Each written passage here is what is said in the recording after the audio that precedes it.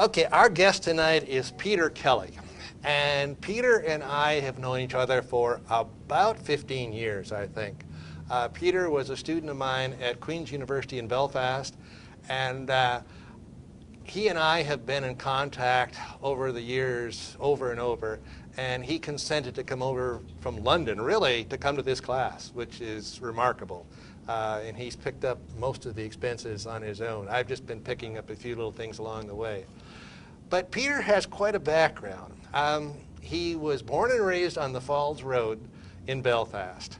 And his parents then were teachers that went off to London.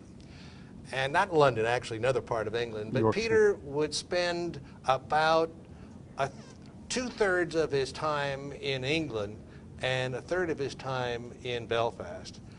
And he lived on a street on the Falls Road where he told me that their family would have been the only non-Sinn Féin family on the Falls Road in that particular part of West Belfast. And some really pivotal things happened in Peter's life which kind of turned him perhaps a different direction than most of the people in Catholic West Belfast. In 1997, his next-door neighbor, was shot and killed by a group of loyalists simply because his was the only door that was open. No political reason. They just found the door open, went in, and killed him. And Peter wrote some poetry about this person who he knew very well, who was killed with, what, 2 children? Feeding them. 2 children that survived. Peter also wanted more than anything else to go to Queen's University. And the school that he was attending in England, he knew didn't have the academic standards that Queen's, or that this school in Belfast would have had. So he asked his parents, I guess, badgered his parents until they agreed to let him go live with his grandparents in Belfast. So he had a unique situation. He told me this today at lunch. When he was in England, people regarded him as an Irish bastard because he had an Irish accent. When he left England and came to go to school on the Falls Road, they called him an English bastard. So he found himself in an impossible situation, not really being at home in either place. And under these circumstances, he excelled academically. Queen's University, Peter told me today, has the same academic standards for entry as Oxford University. So it's a very exclusive school. And Peter went on to Queen's and got his degree in politics and also became a journalist. And he discovered, or perhaps perfected, the habit of interviewing everyone of any importance, both sides, Unionists, Nationalists, Loyalists, Republicans. He's gone through Jerry Adams and Martin McGuinness and Ian Paisley and everyone in between. And then he also developed some other careers alongside of that. One being as a journalist, because he wrote when he was on the student staff at Queen's University. And then he became a tour guide, of all things. And he told me today that he's been a tour guide in Ireland and in France and in England, in Wales, and Australia. What else have I missed? New Zealand, Germany, New Zealand. Netherlands. Just during the vacations when I'm not journalizing or teaching. Yeah. So he's a licensed tour guide in all of these places. And then he came to the United States to work on the Gore campaign in 2000. So, and if you don't talk to him about Irish politics, talk to him about American politics, because he's one of the very few people that I know, everything I've ever said out loud, he remembers. Things I've forgotten I said, Peter remembers. So be careful what you say tonight, because if Peter gets to know your name, 10 years from now, 15 years from now, he'll repeat it. So let me ask a question at the beginning, and then I'll open the floor for questions from you. Tell us, if you will, Peter, how your family helped shape your political point of view, and your affiliation with the SDLP. Well, good evening, Bill. Good evening, everyone. Lovely to see you all. It's nice to be here after a huge journey from London, and about 5 flights later I made it to Oregon at last. It's exciting to see you all. It wasn't too long ago that I was sitting in those seats as an undergraduate listening to Professor Meulemans like you are. And as working as a journalist, I'm usually the one asking the questions, not answering them. So if you'll bear with me on some of your answers. The first question from Professor Meulemans about the background. Everyone in Northern Ireland is usually fashioned by how they grow up and where they grow up. And I grew up in what essentially was a war zone. But during the time of growing up in a war zone, I had the privilege of living in England as well. My parents got special dispensation to work in England as special teachers for 5 years. So me and my sister and my parents went to Yorkshire, near Manchester. You might have heard of Manchester United. Well, not too far away from there. And therefore, my background was both in a war zone and in a normal area of England, which wasn't a war zone. So it was a great mixture to see both sides. And throughout my whole life, I've been able to see both sides of the conflict. I've been able to see what it's like to be a participant in the conflict. I've known a lot of participants, call them terrorists or freedom fighters, gunmen or paramilitaries. And I've been able to participate in the peace process as well, as a candidate for public office, as an advisor to people that stand against Gerry Adams and win, and then lose again, but we won't talk about that too much. And kind of analyse what it's like to be from Northern Ireland. And that's one of the great things about being from where I am. The whole world is quite interested in our conflict. And it's one of those things that can be compared to other places in the world. They sometimes talk about the 4 or 5 Bs. You know, you've got Baghdad, Bosnia, Beirut, Basra, and Belfast. And when I was growing up in my neighbourhood of the Falls Road, which is a hardcore IRA war zone area neighbourhood, I remember on the end of our street, we had a 6-foot mural that said, "Welcome to Beirut." And that was fairly accurate at the time. And my earliest memories were coming out of school, or coming out of my house on the way to school and falling over British soldiers with machine guns as they patrolled my neighbourhood and my street. And not freaking out that there was this patrol uniformed guy from England that was patrolling the street with a machine gun, but being annoyed that me falling over him was going to keep me late for the school bus. Another thing that I remember from my own background was tanks on the street on the way to school, and having to take detours on the way to classes because there were bomb alerts, because something would have been blown up on the way or someone shot. So that was all normal for us, and that was all about just being a Belfast kid and what it was like to grow up when you have helicopters buzzing above your house all night from the British Army. You couldn't get to sleep. You know, they were doing searches of your neighbourhood from above for arms caches, for gunmen on the run, for suspicious activities of like bomb factories that were being made. And this was my growing up. In America, some of you might have had the Wonder Years experience of growing up in the Kevin Arnold character of Suburbia, something that we watched with great jealousy. And to us it was, so at some point, certainly being a teenager, was staying alive. You know, based upon what you've said, Peter, about where you lived, and the fact that you were the only non-Sinn Féin family on the road, that must have been, first of all, unexpected in your neighborhood, and it must have put you under a lot of pressure as a child. I mean, you were living in that area when you were like 10 or 11 years old, something like that? Sure. One way of looking at the Northern Irish folks is that, as you know, there's the Protestants and there's the Catholics. And so you have 2 sides. But within those 2 sides, you have a further 2 sides within those 2 sides. So instead of there being 2 sections of the people you're looking at, there's really 4. So each of those sides are divided into 2. You've got the peaceful side and those that will recourse to violent side. Okay? So you've got those that are the peaceful Protestants and the violent Protestants. And then on the Catholic side, you've got those that are the peaceful Catholics and the violent Catholics, if you like. Those that will take up arms against the British, those that want to negotiate and find moderate common ground with the British, or those that take up arms against the Irish or the Catholics, and those that want to take a moderate line and negotiate and live alongside with the Catholics, if you're a British Protestant. My family was really unique because we lived in an IRA area where everybody in the street was a member or a fan of what we called the Adams family. And the Adams family, being Gerry Adams and Sinn Féin IRA, had members of their organisation in the street. My mother's side of the family grew up next to Gerry Adams's right-hand man, a guy called Danny Morrison, who in 1983 came up with the famous expression that the IRA will take power in Ireland, in Northern Ireland, against the British with an Armalite in one hand and a ballot box in the other.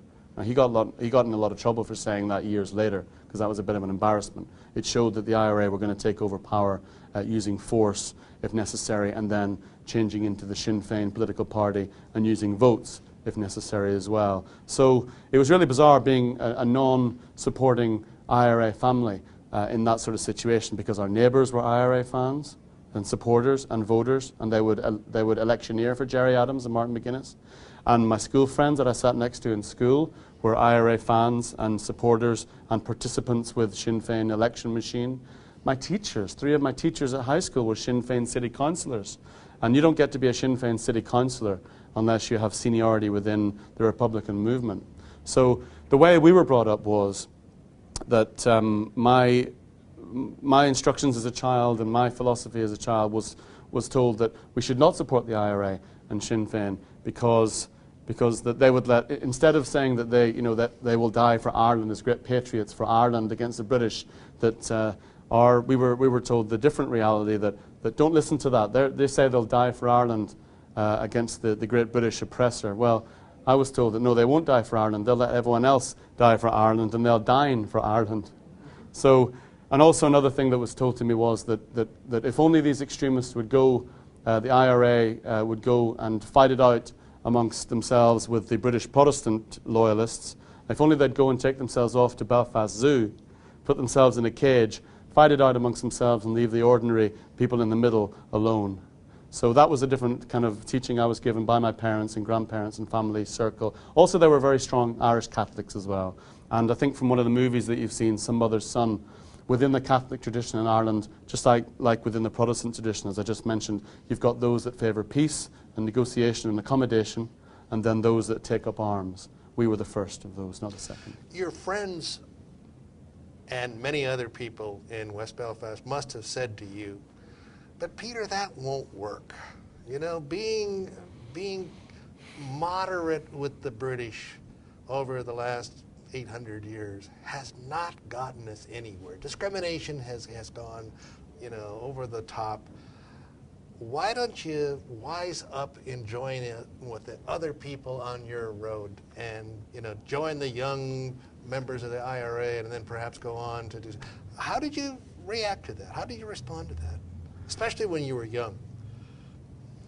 Well, maybe in other circumstances I would have been sympathetic to the IRA, and certainly everyone else around me was.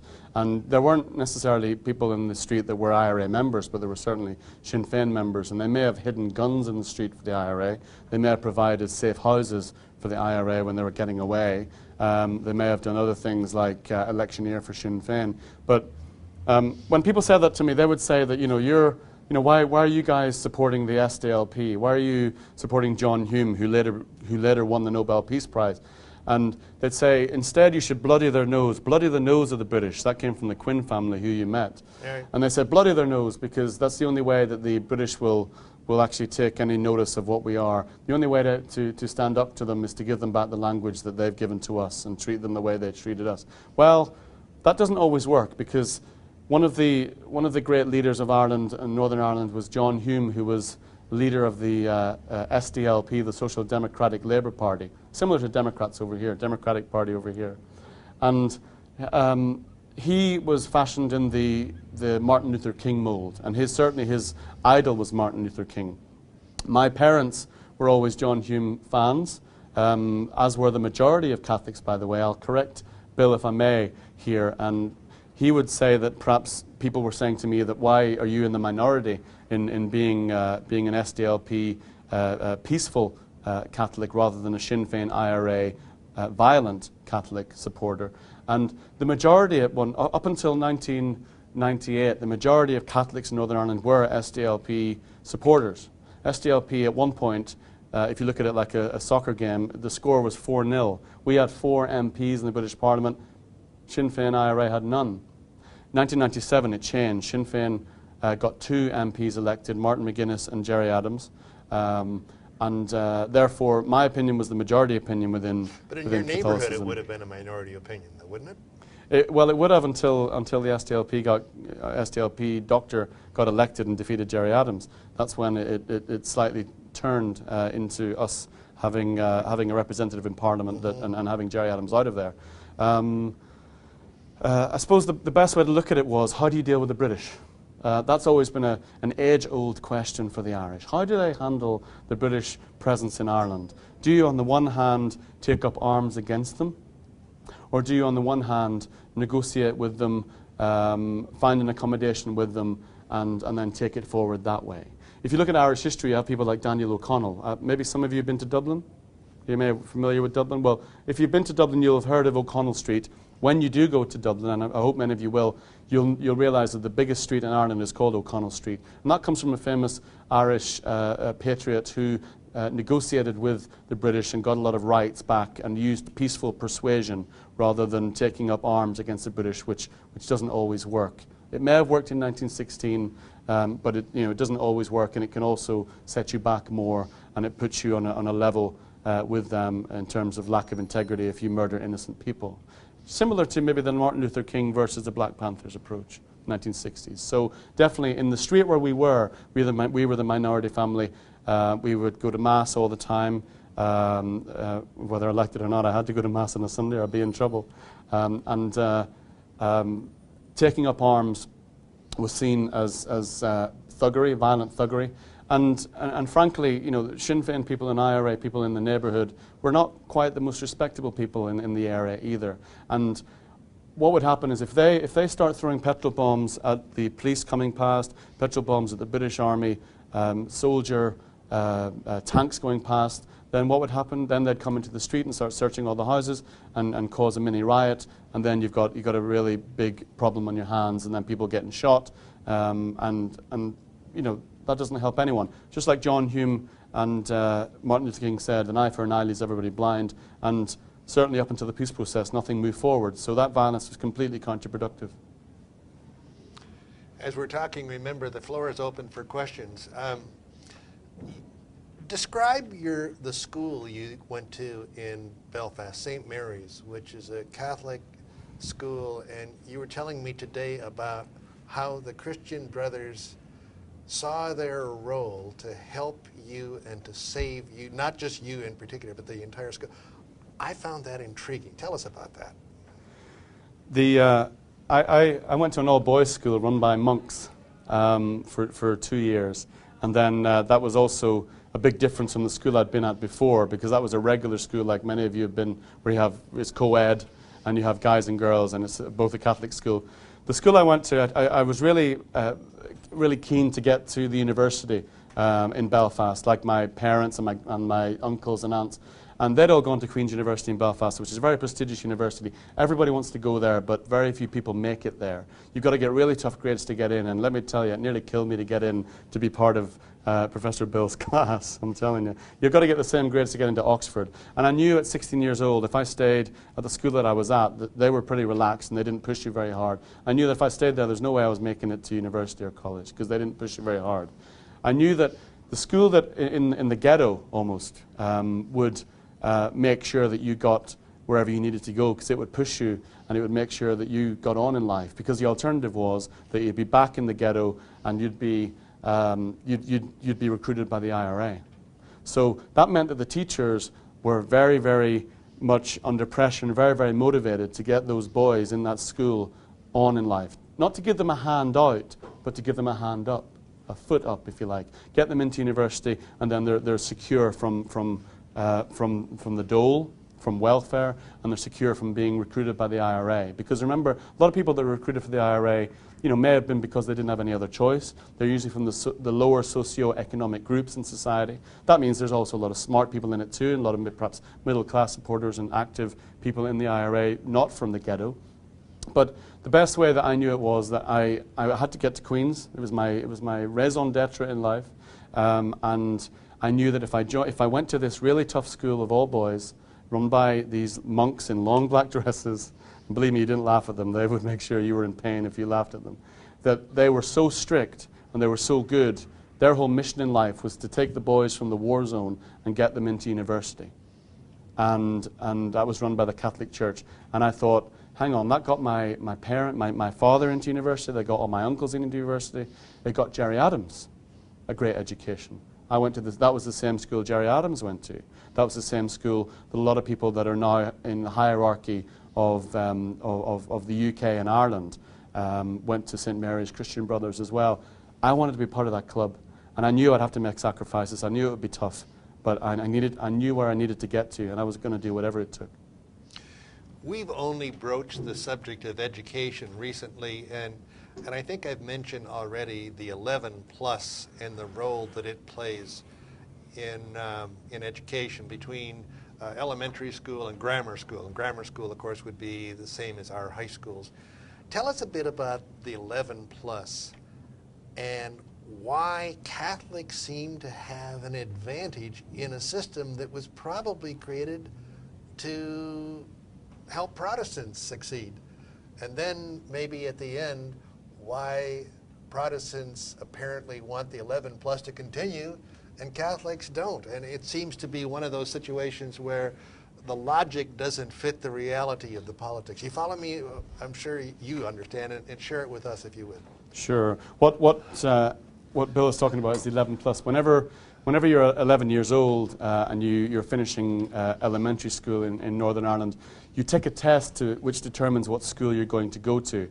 Now, if I can correct Bill on a couple of things, there are two types of schools, two types of high schools that you can go to. There's a regular secondary school, which is a normal regular high school, and then there's a grammar school, which is the elite school, which means that they focus more on getting you to university, they focus more on making sure you succeed, they're very competitive. I'm sure you follow. I'm sure there's many schools like that in the States.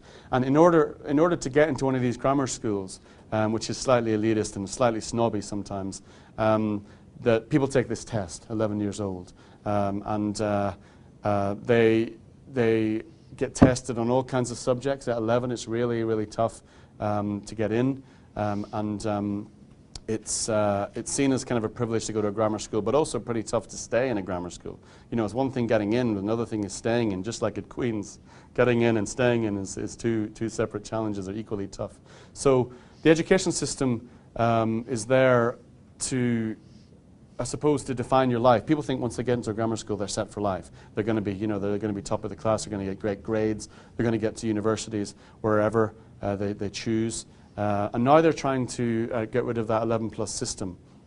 Some people say that if they failed the 11 plus, they would go to a regular secondary school, which meant that they were second class. And that's the problem with the 11 plus. It creates a two-tier system of people thinking that they've succeeded and then people thinking that they haven't, and it gives some people a complex that they didn't get into grammar school, some people that they did. So they're trying to do away with that at the moment. It's a very complex and deep issue about the Protestant versus Catholic schools, and I don't think we have the time to go into it now, but that's the general idea about it, that it has this elitist system, and it's about wanting to be, maybe it's like your Ivy League, but in high school terms here. Everyone wants to get into a grammar school. And St. Mary's was part of that, and I didn't have to do the 11 plus, thankfully, because I wasn't there at the time, but that's another reason why I wanted to go to St. Mary's Christian Brothers Grammar School. But Catholics have benefited from the 11 plus in recent years, haven't they? More of them pass it than Protestants. It's one of the, why the cross purposes? This is illogical. That's why I keep bringing it up. It's something that doesn't make sense. See, the thing about being a Catholic in Northern Ireland is that you have this background of being discriminated against. I mean, my parents couldn't vote, and they were Irish in their own country. My parents weren't allowed proper civil rights.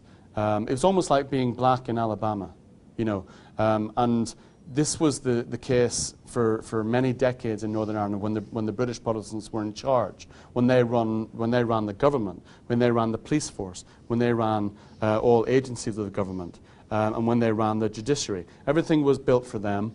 Everything was they obviously, if you're in charge, you're going to look after your own people first, and then the others can take a run and jump. The people that left the Catholics kind of without any support whatsoever, without any kind of governmental help whatsoever. And that's when the church came in, the Catholic Church came in to educate us. We didn't have an education system, we didn't have a housing system. Catholics always had the worst schools, had the worst housing system, had the worst environments, the worst neighbourhoods, because they were denied funding and equal say and equal facilities that the Protestants had. When this great invention of television came in 1960s, Catholics started switching on TV, and they saw this amazing guy called Martin Luther King over in America, and they started to see similarities between our situation and the African Americans in the States, in Alabama and places like that. And that's when you started having these marches, these civil rights marches, just like there were marches in the US for similar reasons. So the thing about being a Catholic in Northern Ireland is that you have to have an education to advance yourself. I was talking to Bill earlier about one of the expressions that was drummed into me as a kid, which was said, if you want to get on, get up and get out. So if you want to get on in life, get up, and whether it sometimes means leave your neighbourhood and get educated, or sometimes leave the country and get educated is another question. But it meant that there was always a huge emphasis on pulling yourself up by your own bootstrings. No one's going to help you if you're an Northern Ireland Catholic. The British are against you, they could care less. The British Protestants that run the government are against you, they could care less. The Irish Republic government in Dublin, they could care less too, because they have their own country to run, and they don't want the hassle of Northern Ireland, because it comes with a hell of a price tag and a hell of a lot of hassle. And why would they come with that? A lot of trouble. Why would you elect to have that as part of your country? But we'll come back to that perhaps later. So the only way that we could advance ourselves as a people was to educate ourselves, was to motivate ourselves, and use the education system and the Catholic Church, the Christian brother monks and others, to get ourselves along in life. And that was perhaps drummed into us all the time, that when we come out of school, we're going to get discriminated against, we're not going to get jobs because of what school we went to and what your name is, because it identifies you as a Catholic. And you're not going to get well-paying jobs, and it means that you must fight for everything you can get, because they're going to be against you. So educate yourself, do whatever you can, come to America, come to Boston. You know, a lot of the Irish education system, ironically, was there to prepare a lot of the Irish for emigration.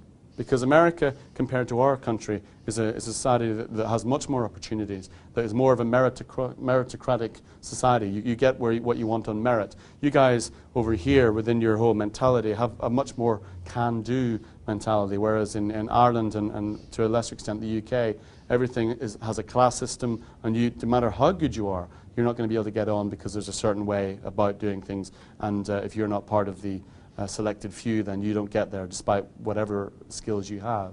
So education was seen as the way to get on in life and to survive, because otherwise there's no way you're going to make it.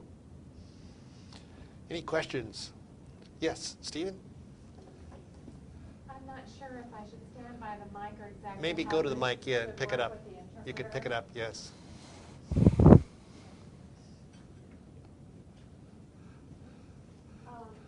My name is Stephen, and my question is, you were talking about education in Ireland, and you were talking about the struggles of trying to succeed in the country, and with the Protestants and the Catholics, and how it is different for them to succeed, and the different class systems. In America, we have the same issues as in Ireland with the class system. So kind of what's the difference? You know, do you recognize a difference in America with the classes? Good question. Good question. Do you think it would be due to religion or speech or what the language is or their identity, or how would you classify? That's a really good question. It's one that's very often overlooked because people tend to think of it as just Catholics versus Protestants. And Peter's experiences tell us that the class thing is really a critical factor. Sure. I mean, maybe you guys can answer this as much as I can. I mean, I'm wondering if you think there's as much a class system in America as there is in Europe. You know, certainly in America, you know, there's the philosophy, if it moves, sue it. And we don't have that in Ireland or the UK, certainly as much. You have a very litigious society over here. So if you have the merit to get a job and you have the qualifications and experience like the other guy, and you go and you don't get that job, you can therefore have a facility of going and querying that and seeking a judicial review or seeking a legal redress, and perhaps suing the person or the employer for, or at least to find out if you were discriminated against. We didn't really have that facility in Ireland and the UK. Yes, you could if you really wanted to, but you'd have to work really, really hard to get it. You'd have to get someone to take the case on for you. But you know, you're sometimes, you know, pushing your shoulder against a closed door as well. There is a class system for sure, and there is discrimination that continues. In America, there's a perception that it's, you know, I mean, if you look at the history of America, that everyone came from all around the world, and certainly in Europe, and then everyone, in a sense, was on an even keel. And then there's a great emphasis here on personal responsibility and getting on yourself, and not relying on anything else. And almost, I mean, it's not an equal society. Who is an equal society? There isn't, that doesn't exist. And there's always going to be a class system to a certain extent. But it seems to me, coming from the society that I come from, and certainly from a lot of Irish friends of mine that come over here, that America has a hell of a lot more opportunities, and that you're always going to get on probably better here, because it goes here on not where you're from, what you do, where your family's from, what class you belong to, but it's what you can do and what you can offer. And if you can demonstrate that, I think you have a better chance of perhaps progressing in the States than you would have back where we're from. You know, to add to that, I had students at Queen's University, and Peter might back this up, who were top flight students. I mean, you have to be really good to get into Queen's. And I would talk to them about opportunities, and they'd say, well, I would like to do that, except that I'm working class. And in my 40 years in teaching in the United States, I don't think I've ever heard an American student say that I'd like to do that, except I'm working class. You heard it in Queens, didn't you? Even among top-ranked students. I was told it at school. I was told it at school by teachers. You know, they said to us, I remember one of my teachers said, you know, get your qualifications to the class, not just me, get your qualifications and then get out there in the world and prepare to fight, because at least you'll have your qualifications and then they can't take that away from you. You know, that's a nice philosophy to give kids as they're about to go into the world, that we're not going to get anywhere and they're going to try and take things off us. But that's what it was being a Northern Ireland Catholic, no matter what. And there's two things that are interesting just about the mentalities of both, of the three countries, of the UK, Ireland, and then the States. And it seems that in the UK you definitely have this class system. I mean, you've got the Queen, you've got lords and dukes and all those kind of things, the feudal system as it's called. And of course that's going back to the Middle Ages. But you know, that doesn't disappear overnight and doesn't disappear over centuries. It still remains to a certain extent. But in Ireland, of course, there isn't the Queen and the dukes and lords and all those things down to the serfs and the small-time peasants, if you like. It's not like that, but there's a kind of a closed shop almost in Ireland too, so in the Republic of Ireland certainly. So there's always restrictions, whereas in America it seems that everyone is more on an equal keel. Not everyone's equal, of course, because that doesn't happen. That's an ideal society. But it seems that there's more opportunity here. When you talked about closed shop, I thought you were going to talk about the Catholic Church. I don't want to be a priest, so I'm okay. To what extent is the Catholic Church kind of a closed shop? In what regard? In respect to having certain types of aspirations and certain moral standards, and you know, sin and crime might be merged together, or didn't you feel that way? A closed shop. You mean? Yeah, we talked about a very, very small number of priests who were in the Republican movement. We talked about that today, and we agreed that there were two that we knew for sure. And outside of that, we didn't know of any other. The Catholic Church is pretty conservative as far as Irish society, and over the years has been pretty close to the British government, hasn't it? You know, some would say has been in bed with the British government in terms of, you know, reform. We're not agreeing on this. Taking a Sinn Féin line on that. Everybody's against us. The Catholic Church are British in disguise. Okay. It depends. I mean, Catholic Church in America is also pretty conservative. I'm sure you'll agree with that. And Catholic Church everywhere is pretty conservative. I had a bizarre experience with a couple of friends of mine when we were finishing Queen's and graduating. We had to fill out our forms about what we were going to do for graduate school or what we were going to be when we grew up. And I chose to go into teaching, into education, and teach high school. And these three friends of mine, three male friends of mine, wouldn't tell me what they were going to do. And I said, come on, what is it, what is it? And then they finally revealed that they showed me the piece of paper, the application form. They put it across the table. And I just looked up and I said very out loud, I said, you're going to be a Catholic priest? I said, God above. And now they are. They've been ordained and everything. And I mean, they're good guys, and really nice guys. And they invited me down to Maynooth, the Catholic priest training school outside of Dublin, and I stayed overnight with them in this little monk room with a very hard bed and a crucifix across the wall. And now they're priests, and and they're young priests, And I went up to meet them in Derry, and they're walking on the main street with their whole uniform on, and I still have to look back at them and think, oh my God, what's going on here? And part of it is, I wonder if it is because they're familiar with the power that they have in Ireland, familiar with the prestige that they're now Catholic priests. And funny, I said to them, one is called Jerry, and Michael and John, and I said to Jerry, I said, if I bring friends of mine and to meet you, I said, please be in civvies, you don't want to scare them too much. And then I said, another thing, I'm not calling you father. And another thing, I'm certainly I'm not going to confession to you. So I wondered that, first of all, I applauded him. I said, it takes some guts to do what you're doing. I couldn't do it. We were walking on campus one day when Jerry was doing his studies, postgraduate studies to be a priest. And there were all these very pretty girls walking past, and Jerry wasn't allowed to look left or right. He had to look straight ahead. And and I thought, that's going to be a life of sacrifice for you. A lot of sacrifices, and I really took my hat off to him. But I also wondered, I said to myself, there's a lot of prestige about being a priest in Ireland still, and certainly being a young priest. He's going to have a lot of attention, and he's going to have a lot of gravitas, a lot of pull.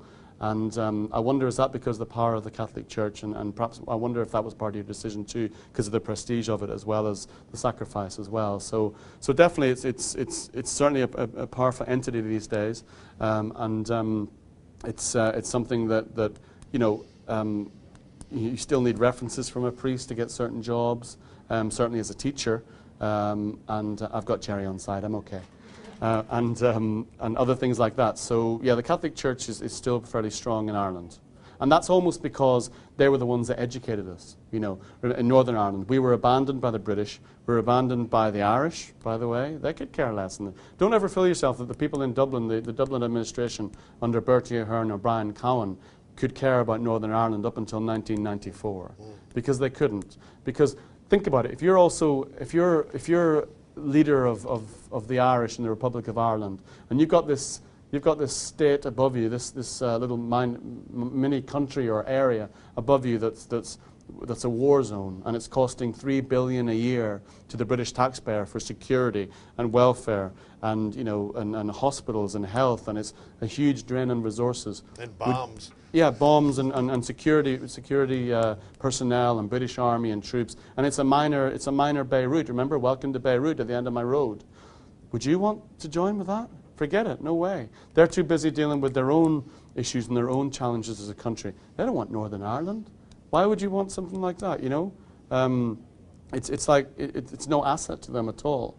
And you can say, well, why would you abandon the Northern Irish people to the British? Well, because it suited them. That's one thing Northern Irish always fight with the people from the Republic of Ireland about. They'll say, well, you abandoned us and let us be the minority population when the British Protestants were in charge. You could care less about us. So that's also true as well. That's changed now. In 1998, it changed a lot. And certainly with Bill Clinton's input and Bertie Ahern, the Irish Prime Minister's input, that's changed a lot. Now the Republic of Ireland and the Dublin government have as much say in Northern Ireland as Tony Blair, Gordon Brown's government in London. So that's different, but that's for other reasons, probably strategic and selfish. Yes. Michael? You were talking about how the civil rights movement of the African American movement in the late 60s, I kind of, from reading it, it seems like the Northern Irish civil rights movement kind of resembled that, and I was wondering, it seems like it went from that to really escalated into violence, whereas the black movement didn't necessarily do that quite as much here. Would you attribute that to the class system, and you guys kind of had to kick the door in, whereas the African Americans were more able to knock on the door, or? Sure. Well, the African Americans were pushing against an open door, whereas the Northern Ireland Catholics, that were the European equivalent of African Americans, were hit by the door, and the door was pushed in their face. I mean, to put it in fairly straightforward terms, whenever the inspiration of Martin Luther King and his marches and his peaceful, very important that you had a peaceful demonstration, inspired my community and my parents and where I'm from, then they decided to do the same thing. And my political leaders, he was my political party leader, John Hume, he won the Peace Prize, Nobel Peace Prize in 1998, said right at the start that his idol was Martin Luther King, and we were going to be a Martin Luther King movement in Northern Ireland. Now, I think that's an amazing question, because it's one that goes to the heart of it. Whenever the Catholics started marching to mimic the civil rights movement in the States, we called it NICRA, the N-I-C-R-A, Northern Ireland Civil Rights Association. And whenever the Civil Rights Association marches were marching for civil rights, the British Protestants in Northern Ireland freaked out. They thought, hang on, God, what are these guys going to do? We're going to lose power. You know, these guys are a nuisance. They're a bit of a danger to our hegemony, to our overall power, our grip on society. And, you know, if you're a British Protestant, they're your worst nightmare. You want them to turn violent because then you can deal with them. But these guys weren't turning violent. They were becoming a real nuisance, a real spanner in the works, a real fly in the ointment. And then the Northern Ireland government, run by British Protestants at the time, the Unionists, they deployed the Northern Ireland police, who were also, of course, Northern Ireland Protestants, and they deployed the police to beat them off the road. So you had, on one hand, the Catholic marches that were peaceful, who were beaten off the road by the British Protestant Unionist police to try and scare them away and stop them. Well, that's when the IRA took over. Because whenever a peaceful demonstration stops, and whenever you show that you tried on one hand to do it peacefully, and then you're met by violent resistance from the state, from the government, and from the country that you're marching against, that's when the IRA got so much credibility, and that's when the IRA said, right, you know, you've tried your part, John Hume, get out of the way, we're going to take over here, and we're going to do it our way. And certainly that's definitely what happened after Bloody Sunday in 1972. Good question. Any others that you want to follow up on civil rights? Yes. You want to use the microphone over there? Ask as many questions as you want, yes. folks, please. Yes. I just want to make sure I understand on that last point. Are you saying that because there was a British government, it wasn't just two opposing parties, or two sides, Catholics and Protestants, but that there was this arbitrary third party that cared about either of them? That because in America, during our 60s civil rights movement, it was these two opposing parties in general, and there was no kind of arbitrary leaders that were just imposing rule? Is that where it worked for us but didn't work for Ireland? Well, what happened was the British government, when Ireland was divided in 1921, whenever it was broken up, after the Easter Rising and the Civil War, they decided, I mean, to put it in fairly simplistic terms, because it can get complicated, and we'll stick to being fairly straightforward. When Ireland was broken up, they had the option of giving all of Ireland back to the Irish. But because of all the plantation, because of all the pieces of Ireland, pieces of land that had been given to the British lords or the British hierarchy over the centuries in the top right-hand corner of the country, it meant that the geography and the ethnic mix of Ireland had changed. So they couldn't give all of Ireland back to the Irish, because the top right-hand corner of Ireland was more full of British people that claimed British identity. So what do you do then? Well, you have to draw a line. Those British people don't want to be part of Ireland. They say, well, all our ancestors are from England, so we're not Irish, so what are you doing giving Ireland back to Ireland? We're not Ireland, we still want to be part of the British Empire, because that's where our ancestors came from. Who the hell are you calling us Irish? Don't give us back to Dublin. We're not here to be Irish. We're British. And that's our heritage and our history. So they had to draw the border. And the border had to go around the top right-hand corner, where they put a line around, fundamentally a line around the British area, if you like, and then that was seen as another country.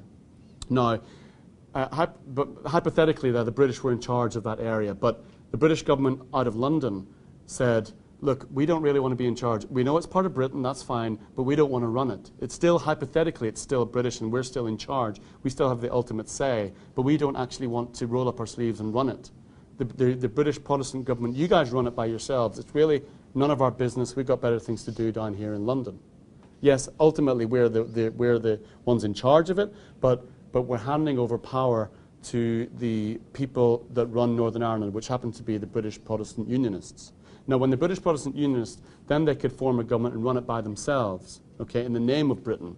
And that's where the abuse started, because it was 70% British Protestant population and 30% Irish Catholic population.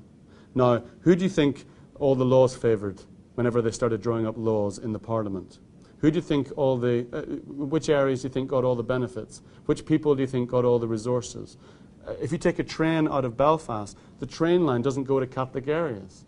It does, however, someone might correct me on this, and I'll say it does go to Derry, but they call it Londonderry, wherever that is. And whenever it does go to Londonderry, it goes to the Protestant neighbourhood of Londonderry, called the Waterside. So it'll go to places like Larne, it'll go to places like Portadown. It only goes to places like Newry, because that's on the way to Dublin, and that's Catholic, but that's only by default. So the point I'm making is that even though Northern Ireland was British, the British government didn't run it. It handed over to the British Protestants to let them run it themselves. And that's when the abuse started, because they were only going to run it on their own behalf. And they had this expression that they didn't want a Catholic about the place. You know, it was a Protestant state for a Protestant people. And to hell with where the the Catholics. motorways were built, That too. going towards the west instead of to the south. The motorways, or freeways, we call them motorways in Ireland and the UK. And once again, that they go only to Protestant areas. It's ridiculous. It's not ridiculous. It's purely predictable in a way. I mean, think about it. If you're a British Protestant Unionist, you know, you're not going to be putting the taxpayers' money over to the Catholic areas. Why would you? You're not getting any votes out of it. You don't want to go to Dublin. Certainly they're not going to build a road to Dublin either. Although now they have, but it came from the European Union money. Didn't come from the British Protestant taxpayer, that's for sure. Patricia? Yeah. You said a little bit earlier that now Dublin has as much say in Northern Ireland as London.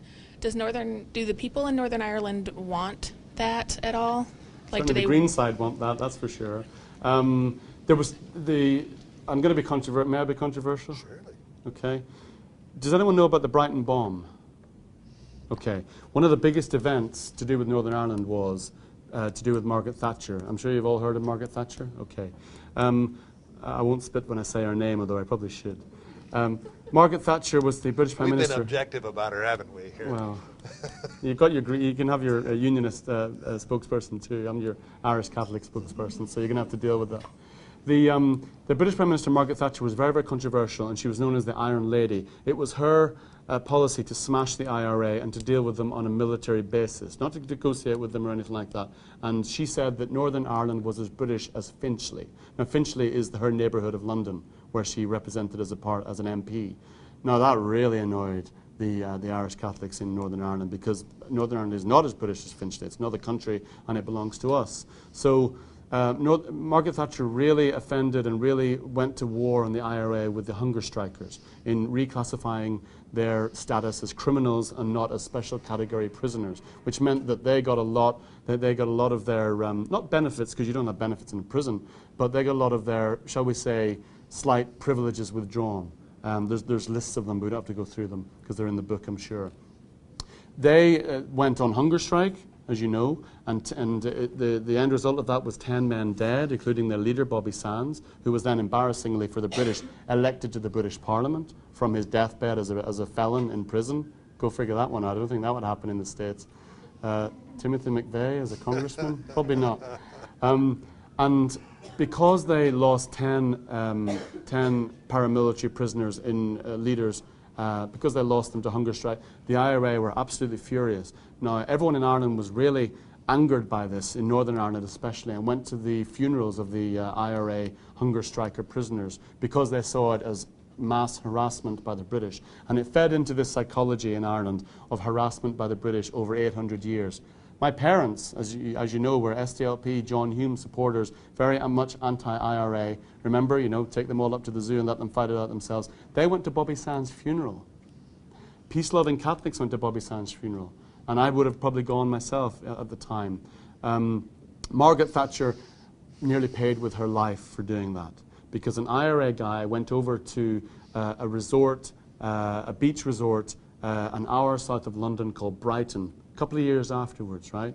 He checked into a hotel, he got a job in a hotel, and he checked in as an employee there. And he found out that Margaret Thatcher's political party was due to have their convention there in a few months' time. Well, he thought, I'm gonna show Margaret Thatcher on behalf of the IRA who she's messing with. He planted a half-ton bomb in her hotel room. He found out through his contacts in reservations in that hotel which hotel room she was going to be in, and he was able to set the bomb timer so it would go off in October 1984, a few months down the line from when he got in. That hotel room blew up, killing, I think, 7 or 8 members of Margaret Thatcher's cabinet, her ministers, but it missed her. The IRA the next day, instead of putting out a 3-page statement about the history of Ireland and the ideology of the IRA and the British should get out of Ireland, they put out a statement that was just one line, and it was almost poetic, about missing Margaret Thatcher. Think about it. A terrorist group nearly wiped out the British government for what they did in Northern Ireland in the early 1980s to the IRA hunger strikers. And the IRA statement was to the world, and I remember it well, I was on a bus on my way to primary school, elementary school on that day. They said, remember, we were unlucky, but we only have to be lucky once. She has to be lucky always. So the point was that for everything the British did, the IRA usually had a response, and then they wanted to take over and then just declare war on the British and war on the British government and on London too. Because one of the things that Margaret Thatcher said was that the Irish conflict has been localised to Northern Ireland. We don't have to worry about it. Oh, really? They said in the IRA? Let's send over some ASUs to London, active service units to London, and see how we can change that. A few years later, you have an IRA guy show up outside number 10 Downing Street, cut a hole in a white van, stick his head out of a white van with a rocket-propelled grenade on his shoulder, and fire it into 10 Downing Street, where John Major, Margaret Thatcher's successor, has to dive under a table as a British Prime Minister to avoid the rocket. So it got pretty crazy. And some could say that's because the British were offered a peaceful solution through the Martin Luther King approach and John Hume, and they beat people off the streets in doing that, the British Protestant police. And after Bloody Sunday, they massacred 14 unarmed peaceful demonstrators in Derry, the second city in Northern Ireland. And after that, the IRA said, right, John Hume, move aside, we're taking over. Of course, he had a different opinion, but move aside, we're taking over. The British Army, the British and the British Army and Margaret Thatcher can only understand one language, and we're going to start bloodying their nose. But as we saw, violence didn't work. It was only tit for tat. Whatever the IRA, the Catholic IRA did, the British Protestant terrorists had a response in killing, massacring innocent Irish Catholics. You want to grab the microphone? Yes.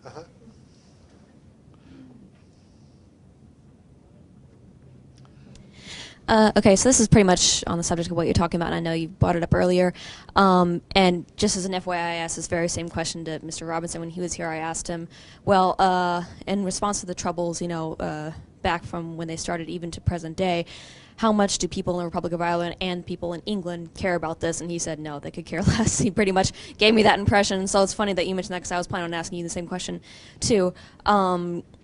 So yeah, and you're mentioning, you know, Margaret Thatcher and people like that, and all the way as recent as 1984. So I'm wondering, you say that people in the Republic of Ireland saying that they don't care maybe sounds a little too harsh. I mean, I don't think they're glad it's happening, obviously, but you know, that you say that they couldn't care because they've got their own pubs and things like that. So are you saying that's pretty much?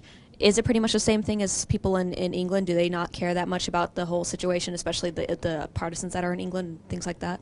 Sure. I mean, yeah, okay. It depends if they have Irish ancestry, actually. There is a movement in England called the Troops Out movement, and that was kind of people that had left Ireland and gone to England for work, and they had formed this association called the Troops Out movement, where, self-explanatory, one of the British Army out of Northern Ireland. But actually, to follow up on what you've said, Northern Ireland is I'm going to be slightly controversial and say it's now co-governed by England and Ireland. And that follows the thing I was just talking about with Margaret Thatcher. She nearly lost her life by trying to stick it to the IRA and trying to take them on one for one, and she didn't.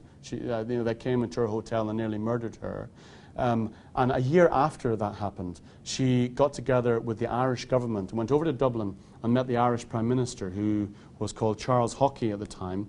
And she got together and produced an agreement with him and the Irish government, and it was called the Anglo-Irish Agreement. And it meant that the Irish government would have a consultative role in the future of Northern Ireland.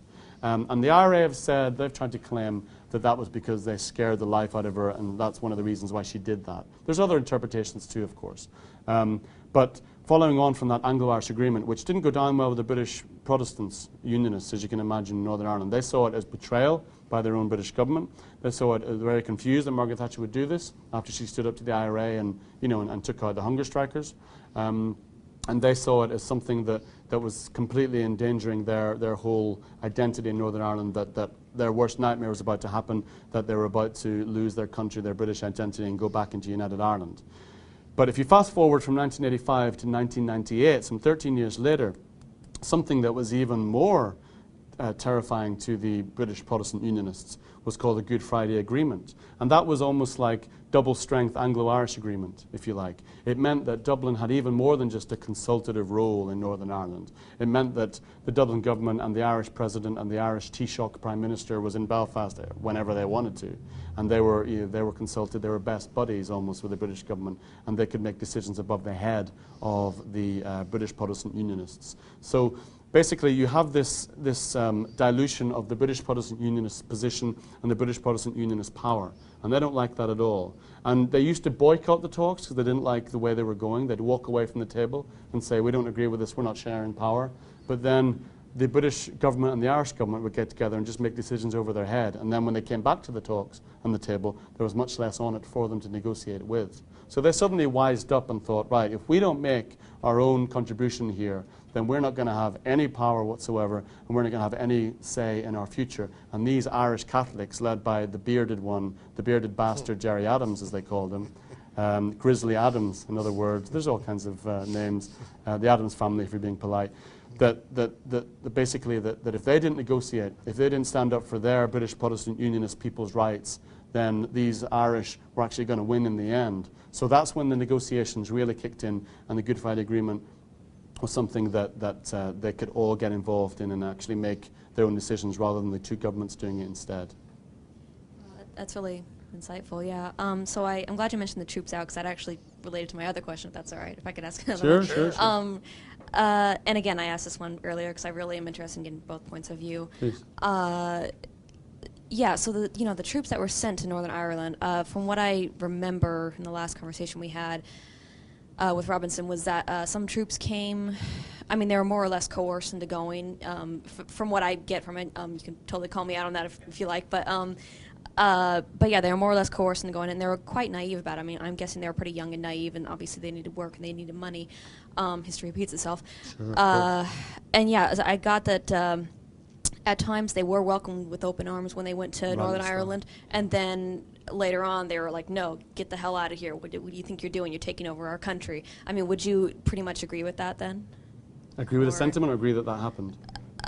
The latter, yeah. Sorry. It did happen. Well, both you're exactly actually, right. if you're interested in my answering. family had a role in this, not getting rid of them.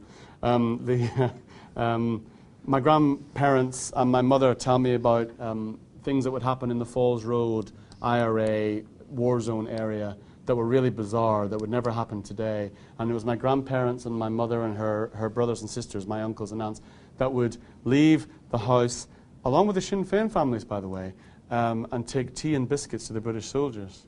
And that was because the British soldiers at the time, when they first came to Northern Ireland, they were seen as protectors. Ironic, how ironic is this? They were seen as protectors of the Irish Catholics. Now, they technically were protectors of the Irish Catholics, because you ask yourself, well, why were they there in the first place? They were there in the first place because the British Protestants, in response to those peaceful marches, remember those peaceful marches I was referring to? The British Protestants started burning out the Catholics in a knee-jerk response. They started freaking out that you had all these Irish Catholic, the minority. Remember the 30% minority that were marching against the British Protestant hegemony, the rule, the superior rulers of Northern Ireland. They were marching against the hegemony of the British Protestants, and that freaked out the Protestant community. And a section of that Protestant community turned violent on the Catholics, on the Irish Catholics, and said, right, well, you know, this whole section of Ireland, this northeast Northern Ireland, there's patches that are Catholic, patches that are Protestant, there's patches that are mixed. Well, the British Protestants didn't want any more mixed areas, and they started burning out the Catholics out of the mixed areas. So you had what is called the ghettoization of Northern Ireland. Now, that doesn't mean it was like 8 Mile and M&M. It means that you had only green areas and only orange areas. So, you know, every area was either British Protestant Unionist orange, or every other area or town was green Irish Catholic nationalist, okay? Or IRA supporters equals Republican.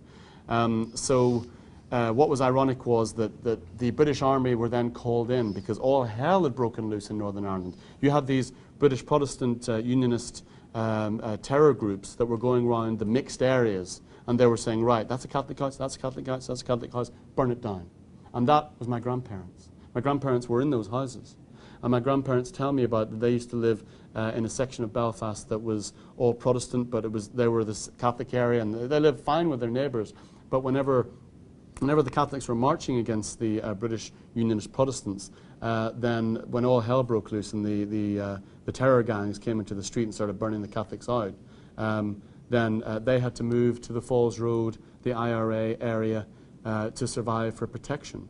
And a lot of these areas in Belfast are either green or orange. If you look at a political map or a geographical population map of Northern Ireland, it's either green or orange, okay? Like, within the two cities, you've got the city of Belfast, you've got the city of Derry, and the rest is rural, okay? Now, the city of Belfast it's roughly around 60-40 in the Protestant favour, whereas Derry is 90-10 in the Catholic favour, okay? But outside of that, in the countryside area of Northern Ireland, every town is either green or orange. They're not mixed at all. So it's really, really bizarre that it's that much ghettoization.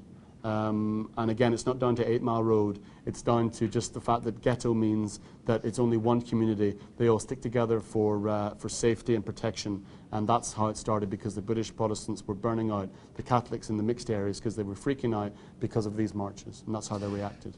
The number of ghettoized areas has actually increased since the Good Friday Agreement. There are more walls, more barriers. I made the comment, and we talked about it today, there in Belfast alone, 88 different barriers between Catholics and Protestants. The peace process is making things a bit more relaxed, but the neighborhoods are more polarized. Why? They say good fences make good neighbours. They say borders are there for a reason. Something went wrong with the Good Friday Agreement, and something went wrong with the peace process. Everyone was supposed to live in this utopian, ideal society.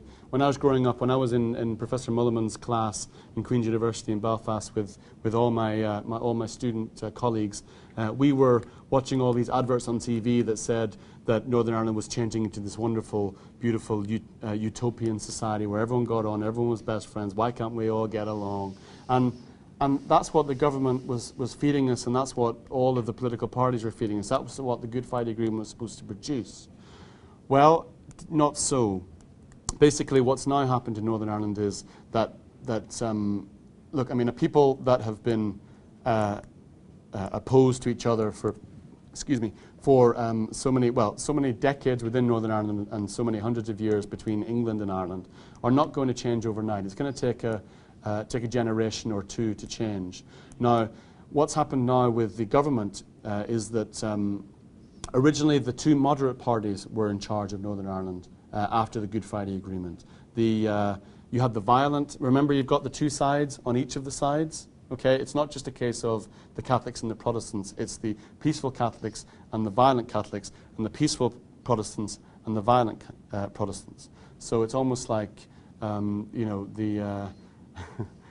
sometimes call them the cuddly Catholics and the gun-toting Catholics. the moderate parties, the cuddly Catholics and the cuddly Protestants, were pretty much in charge of Northern Ireland after the elections, after 1998's Good Friday Agreement. But their two leaders were probably, well, how can I say this, and I'm aware it's on camera, and I get in trouble with my bosses back home, but their two leaders, called David Trimble and Seamus Mallon, they weren't the most personable leaders, and they certainly didn't get on. And they had major personality clashes. I mean, two of the most stubborn, angry, intimidating, antisocial guys you couldn't find. Now, you put them, that's them individually. You put them together, you've got a real problem. So you ask yourself, is government going to survive when these two guys are the ones that are supposed to share power? You know, they fight with people in their own party that can't even bear to be with them. Do you think they're going to get on with the other position, with the other corresponding party? No chance. And that's what they say why the moderate party experiment failed, and why the SDLP cuddly Catholics and the Ulster Unionist cuddly Protestants didn't get along, because of the clash of personalities of the two leaders, and because they couldn't agree on any particular policy. And they fought and fought, and particularly David Trimble, who was the Protestant leader. David Trimble has severe personality issues. And I've been in his company many times as a journalist. I've seen him on national TV as a member of the audience on a national TV show called Question Time, where he would bark at other people in the audience and bark at other politicians on the panel before the cameras came on. I mean, this guy was just severe personality issues. And he would fight with Seamus Mallon of the cuddly Catholic SDLP. And so there was no way that they were going to get on. And that meant that there was always breakdowns in the government. They wouldn't sign agreements. They wouldn't sign agreements together. All kind of legislative breakdowns. And that meant that people lost faith in the moderate parties because they weren't delivering for the people. So remember, the moderate parties, at the back of each moderate party is a violent party, or an extremist party, shall we say. And the extremist party on the Catholic side are Sinn Féin IRA, and the extremist party on the Protestant side are Ian Paisley's DUP loyalists. And they hate the cuddly parties more than anything, because they want to overtake the moderate Catholics and the moderate Protestant parties and share power and share rule. The heartbreaking thing for me, sorry microphone, heartbreaking thing for me was that their leaders are so much more flexible and so much more charismatic and so much more hungry for power than the moderate guys. So they're going to be very pragmatic, they're going to be very shrewd, they're going to be very cunning, and even though they hate each other, they want power more than anything. They want the benefits of power, they want the prestige of power, and remember, they've been sidelined for decades. So for them to get the whiff of power, they will do anything it takes. And they will, ultimately, when the price is right and the deal is right, they will share power, and they will do it. And they will, even though they'll be killing each other, even though Adams has sent out IRA death squads to kill members of Paisley's party, even though Ian Paisley has been associated with loyalist terrorists and encouraged, whether subtly or otherwise, British Protestant loyalist terrorists to kill Catholics or members of Gerry Adamson's party, end of the day, when it comes down, they're both pragmatists. And they are desperate for power. And they are desperate to be part of history. Remember, they're familiar with the world is looking in. And they're desperate to be part of history. And they want the prestige and the reins of power and the pay packet. Don't forget, it comes with a lot of money. And ministerial cars and perks and positions and profile, the 5 Ps. And that's how the moderate party experiment didn't work between 1998 and 2005 because of the clash of leaders and because they couldn't get on and because they couldn't produce a government that lasted. My God, it was called stop-go politics. You started with everything being fine, then there'd be a catastrophe, and then it would stop, and then it would stop-go, stop-go, stop-go. And in the medium time, British government had to take over and run it. Tony Blair had to take over and run it, then come back to Belfast and try and broker another deal. People were sick of that. They're like, whatever, get it right, get it together. We all voted in 1998 for you guys to get on. We're sick to death of it. It didn't work. And whilst all this was happening, the IRA, Sinn Féin leader Gerry Adams, and the DUP loyalist leader Reverend Ian Paisley were always rubbing their hands with glee and thinking, great, this is where we take over. We knock the other guys out of the way. And politics is all about power, and they'll do anything to get it. And ultimately, that's why they're in charge now. You're already speaking this point already, but one of our students, Steve, is writing a paper on the voting behavior and how Ulster Unionist Party people are attracted to the DUP and SDLP is attracted to Sinn Féin, and you've already kind of commented on that. I'm wondering if you'd make any predictions on whether this trend is going to continue. In other words, we have European elections coming up next month, right? And we have Westminster elections coming up when? I don't know. Whenever next Gordon year? Brown has Yeah, the we don't know for sure. guts to call them. Is that probably going to continue this way, do you think, Peter? You know, one thing about politics, and you guys are in a great luxurious position. You have the charisma of Barack Obama. One thing about politics is, politics is usually boring because it's all about legislation, it's all about policy. You know, never mind taking a sedative at night, just read government legislation, that'll send you off to sleep, all right? The way that politics becomes popular is through a charismatic leader, and I've seen many of them, and I've gotten to meet Bill Clinton and Hillary, and you know, worked for Al Gore and stuff. And if you don't have a charismatic leader that can inspire people to vote for that party and come out and vote, then you're not going to get your policies implemented, and you're not going to get elected into government. There's a scheme, there's an expression that was used when I was running for office and I was working for my MP that defeated Jerry Adams, was GOTV equals GOVT. And that expression is from campaigning expression. GOTV equals GOVT. Now, you probably all know that GOVT is a shortened version of the word government. But GOTV, any guesses? Exactly, exactly. So in order to get out the vote, you have to appeal to the people. In order to appeal to the people, they don't care as much about policy and red tape and all the increments of, you know, paragraph 6 and dropping this particular section, putting that. It's tedious as hell. But they do care about someone that can get up and inspire them, whether it be Barack Obama or Bill Clinton or Sarah Palin or whoever else, okay, or John McCain. The problem with the moderate parties is that their leaders. Is this going online? Yeah. Well, it might, depending on what you say. I'm not going to get any more interviews with the moderate parties. They're going to be careful. We're going to talk about his personal life here in a moment, after the next break. Within reason. That's good. What are you going to ask? The moderate leaders are not charismatic. And the moderate leader of my party was John Hume, was very charismatic, the guy that won the Nobel Peace Prize. And funny enough, David Trimble, the guy who told you with the personality issues, David Trimble won the Nobel Peace Prize along with John Hume as well. And that shocked everybody. They're like, what are you giving it to him for? What did he do?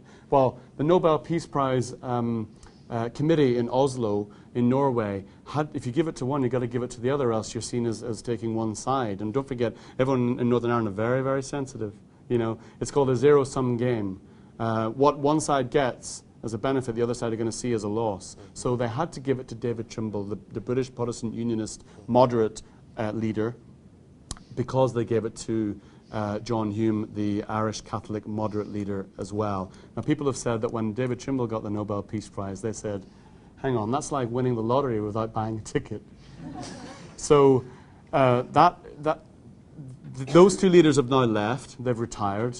David Trimble got in a lot of controversy because with the Nobel Peace Prize, you get a lump sum of money. I mean, you get the great honor of being a Nobel Peace Prize laureate, as they call you. But you also get a big sack of money, you see. Now, John Hume got that sack of money and he gave it to the Salvation Army and the Catholic St. Vincent de Paul.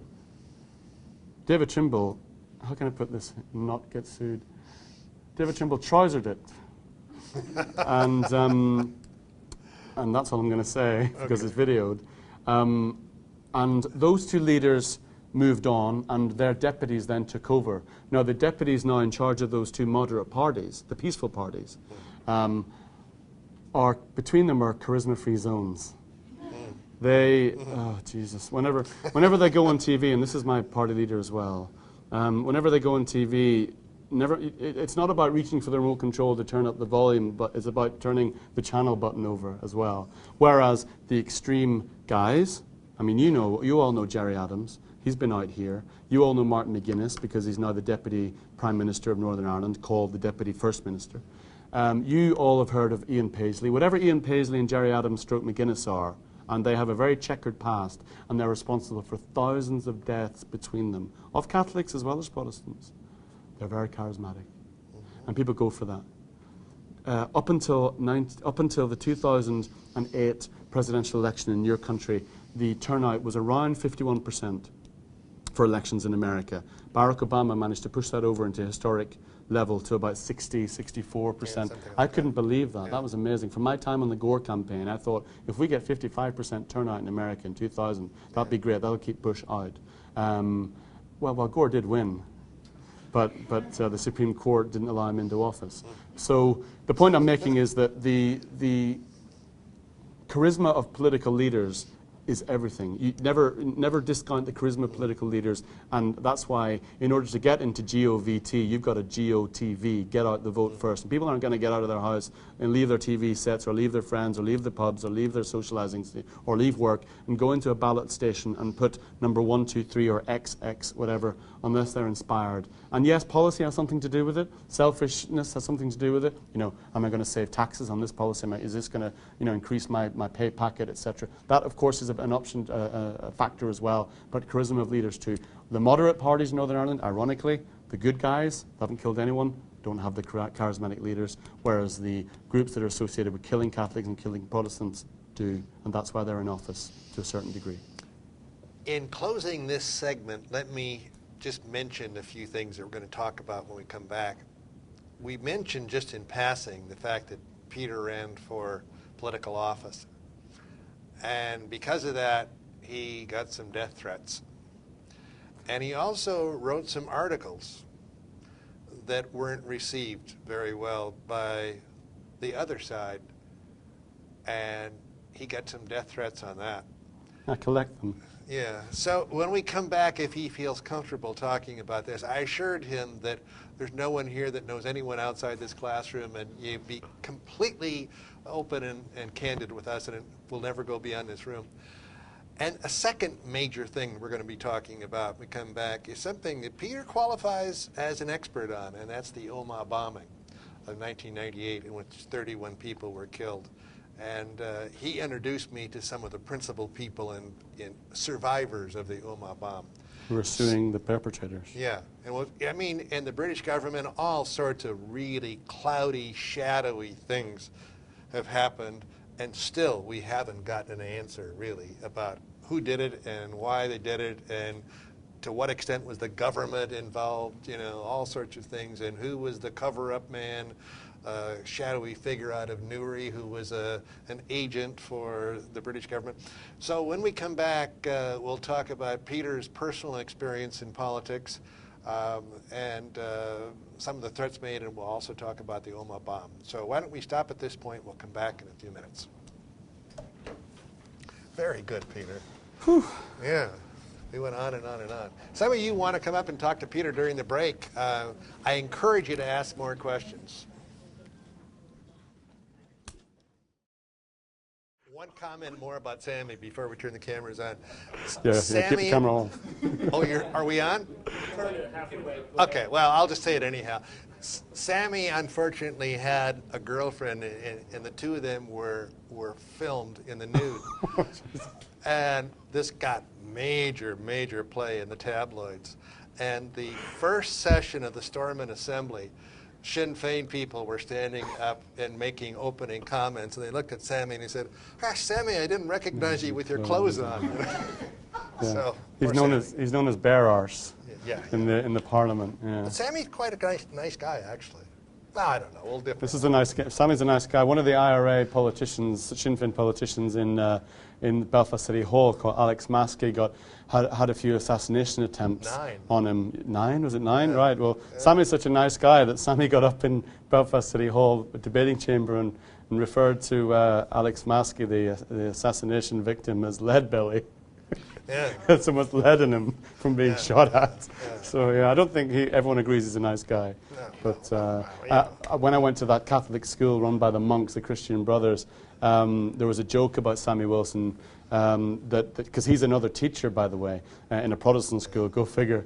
And whenever we got our exams marked for the public exams to get into Queen's, they don't get marked by our teachers, they get marked by invisible moderators, as it's called, by other teachers from another school. But we don't write our names on them, because that would identify us as Catholic or Protestant by your name, right?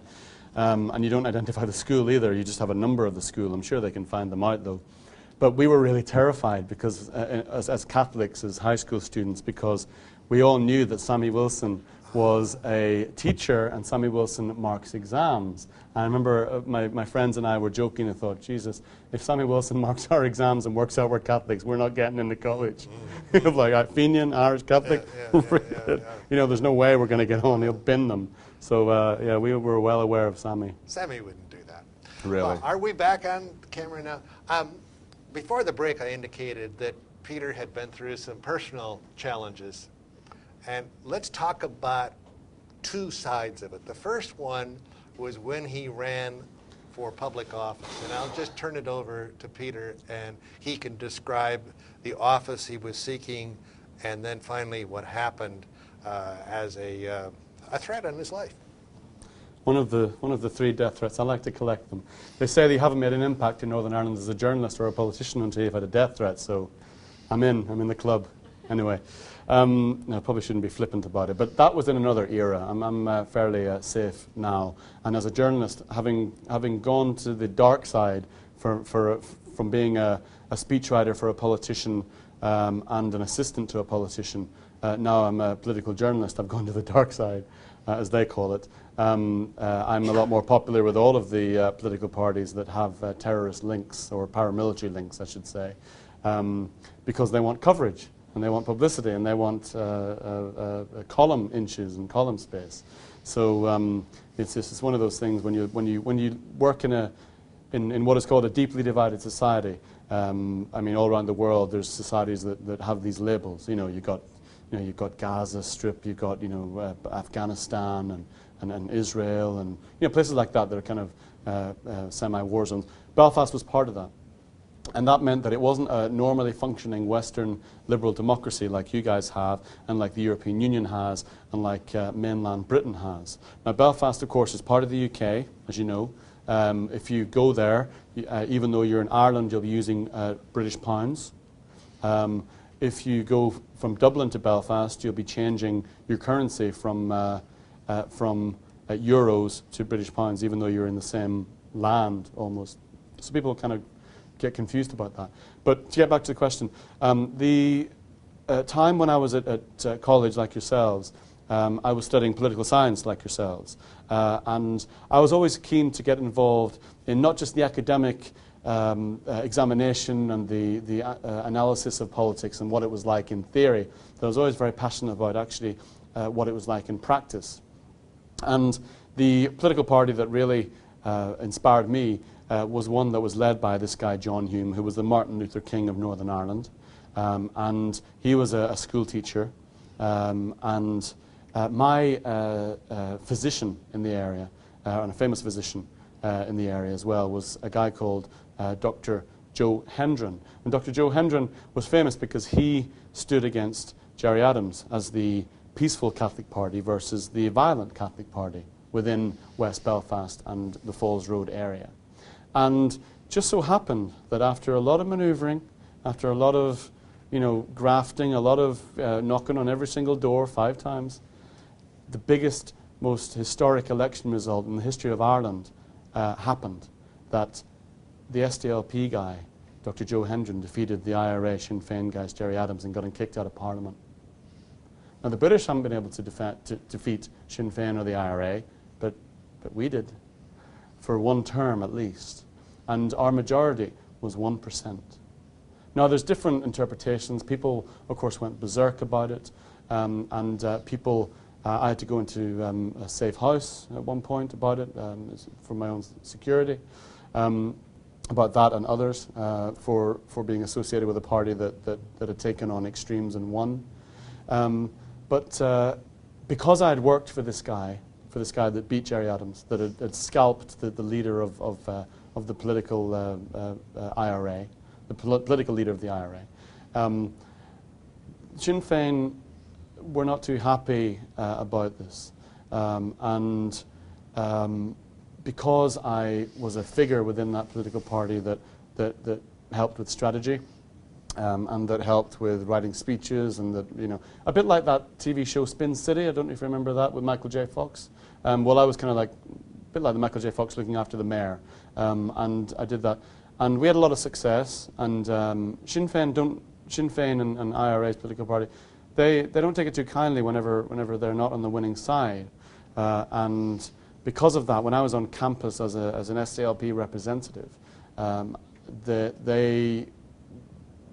they could turn nasty, and they could turn quite kind of potentially violent. And I mean, I'm not going to go into too many details about it, but there was an occasion where they made it fairly clear that because I was standing up to Sinn Féin, even though I was from an IRA area, that made it even worse, you see. And because I was associated with a party that had defeated Sinn Féin, that made it doubly worse. And because I was a journalist who was writing articles all the time that was defending my guy, both Dr. Hendren and Mr. John Hume, they got even more angry, you see. So I was doing three things that were wrong. Never mind standing up for, you know, free speech or democracy or political debate.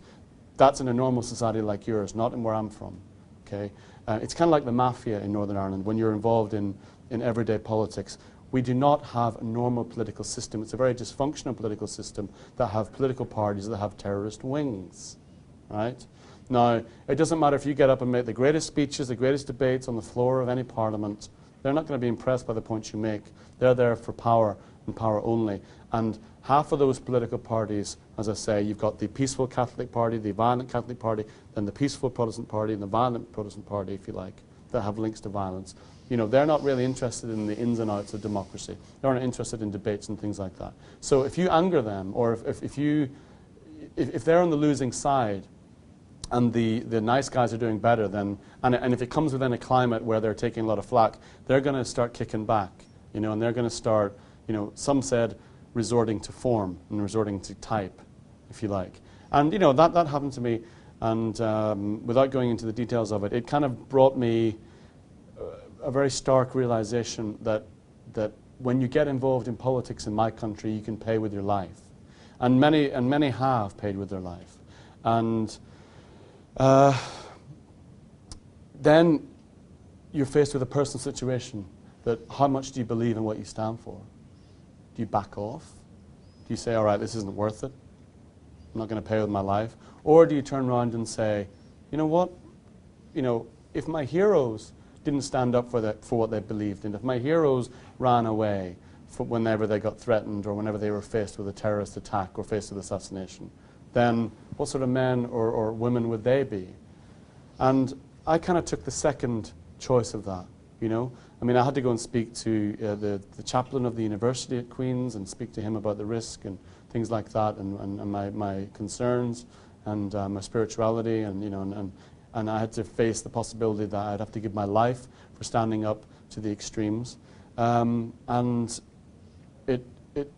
it was something that I believed in and I was inspired by. I took a year out of university, out of college, to work on the SDLP campaigns. I took a year to work on those campaigns and work on my own campaign.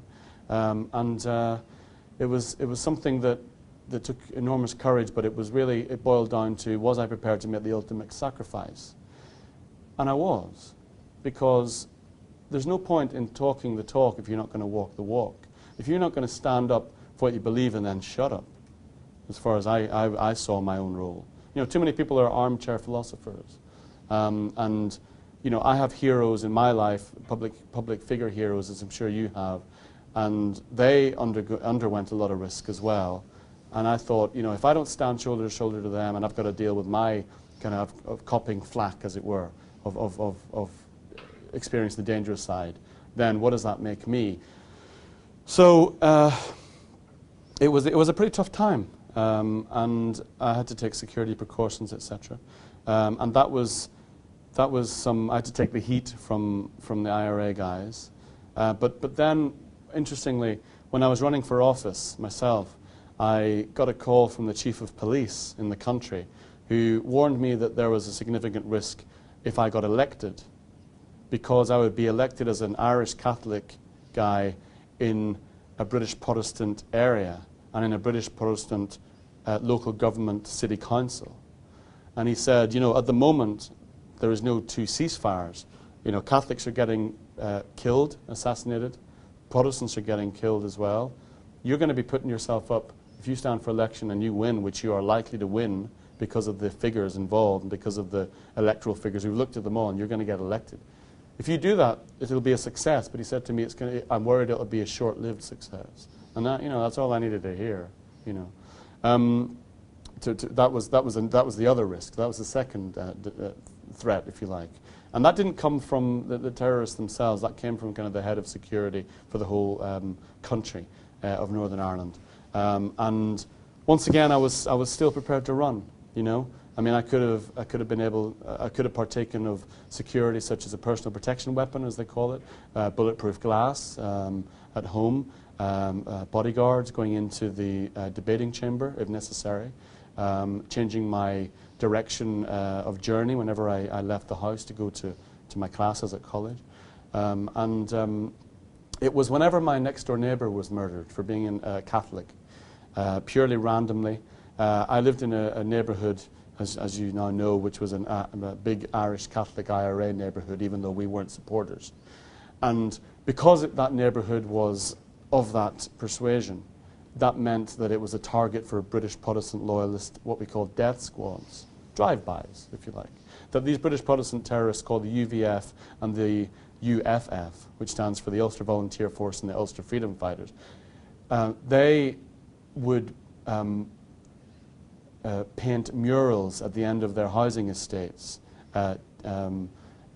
which would depict their reason for being British and defending themselves against the Irish. And some of them would be kind of very cultural, some of them would be pretty crazy and scary. I've taken a lot of Americans around Belfast as a tour guide in my summer vacation job as a tour guide to different neighbourhoods in Belfast, British Protestant neighbourhoods, Irish Catholic neighbourhoods. Some of them were terrified in the Shankill Road British Protestant neighbourhood of these murals of the big paramilitary guy with the machine gun and the balaclava.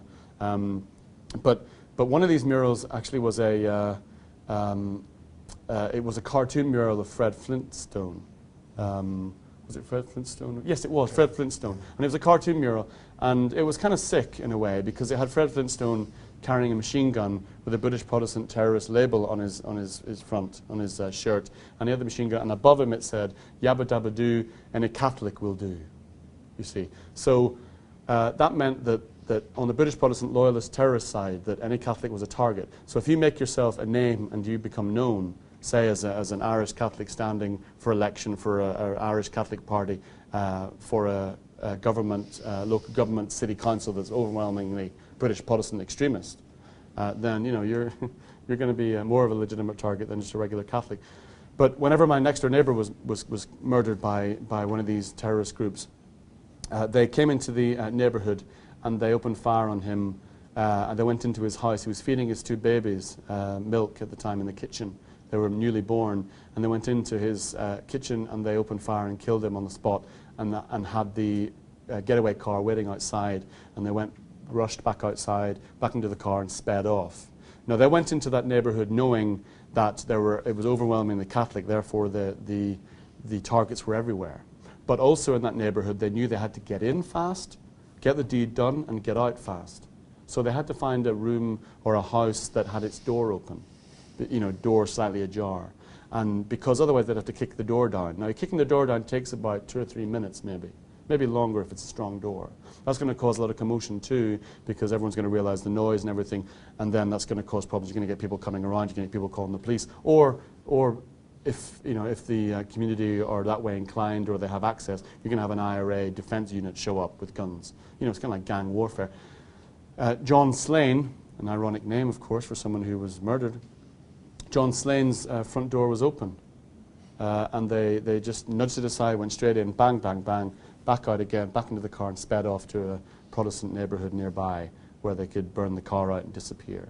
Now, I'd just closed my front door about 2 minutes before, so you know they went past our front door first, so it could have been me. Now, that kind of freaked out my family, funny enough. That we had terrorists in our street that killed people just because he was Catholic.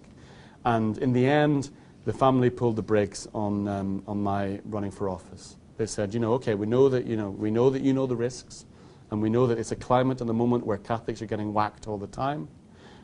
Also, Protestants are getting whacked as well, if you will, if you use the Matthew expression, which is true. Assassinated, killed. It's called tit for tat. You see, this is why I'm not an Irish Sinn Féin supporter, because for every British Army soldier or every British RUC police officer that was killed in Northern Ireland by the IRA on our behalf, then the British Protestant loyalist terrorist groups would then go out and kill a Catholic. Remember, yabba dabba do, and a Catholic will do.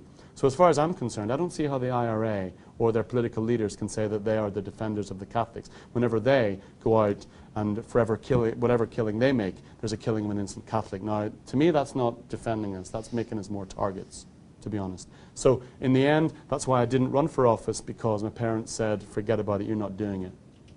And at the time, I was a college student, and they said, you know, for £4,000 expenses, about $6,000, $8,000 expenses as a city councillor, you know, you're not giving up your life as a 23-year-old and paying the ultimate price, no matter if it's John Hume or Jesus Christ. I think my mother called it. So that's why I didn't run for office. But so therefore, defending my party against the Sinn Féin threat, a couple of their goons were dispatched to put the shall we say, be somewhat undemocratic. And then, because I was standing for office in a British Protestant area, and I would have been elected as the first Irish Catholic within that area, then I was warned that the British Protestant terrorists would see me as a threat and as a legitimate target, as the expression goes in Northern Ireland, as a legitimate target.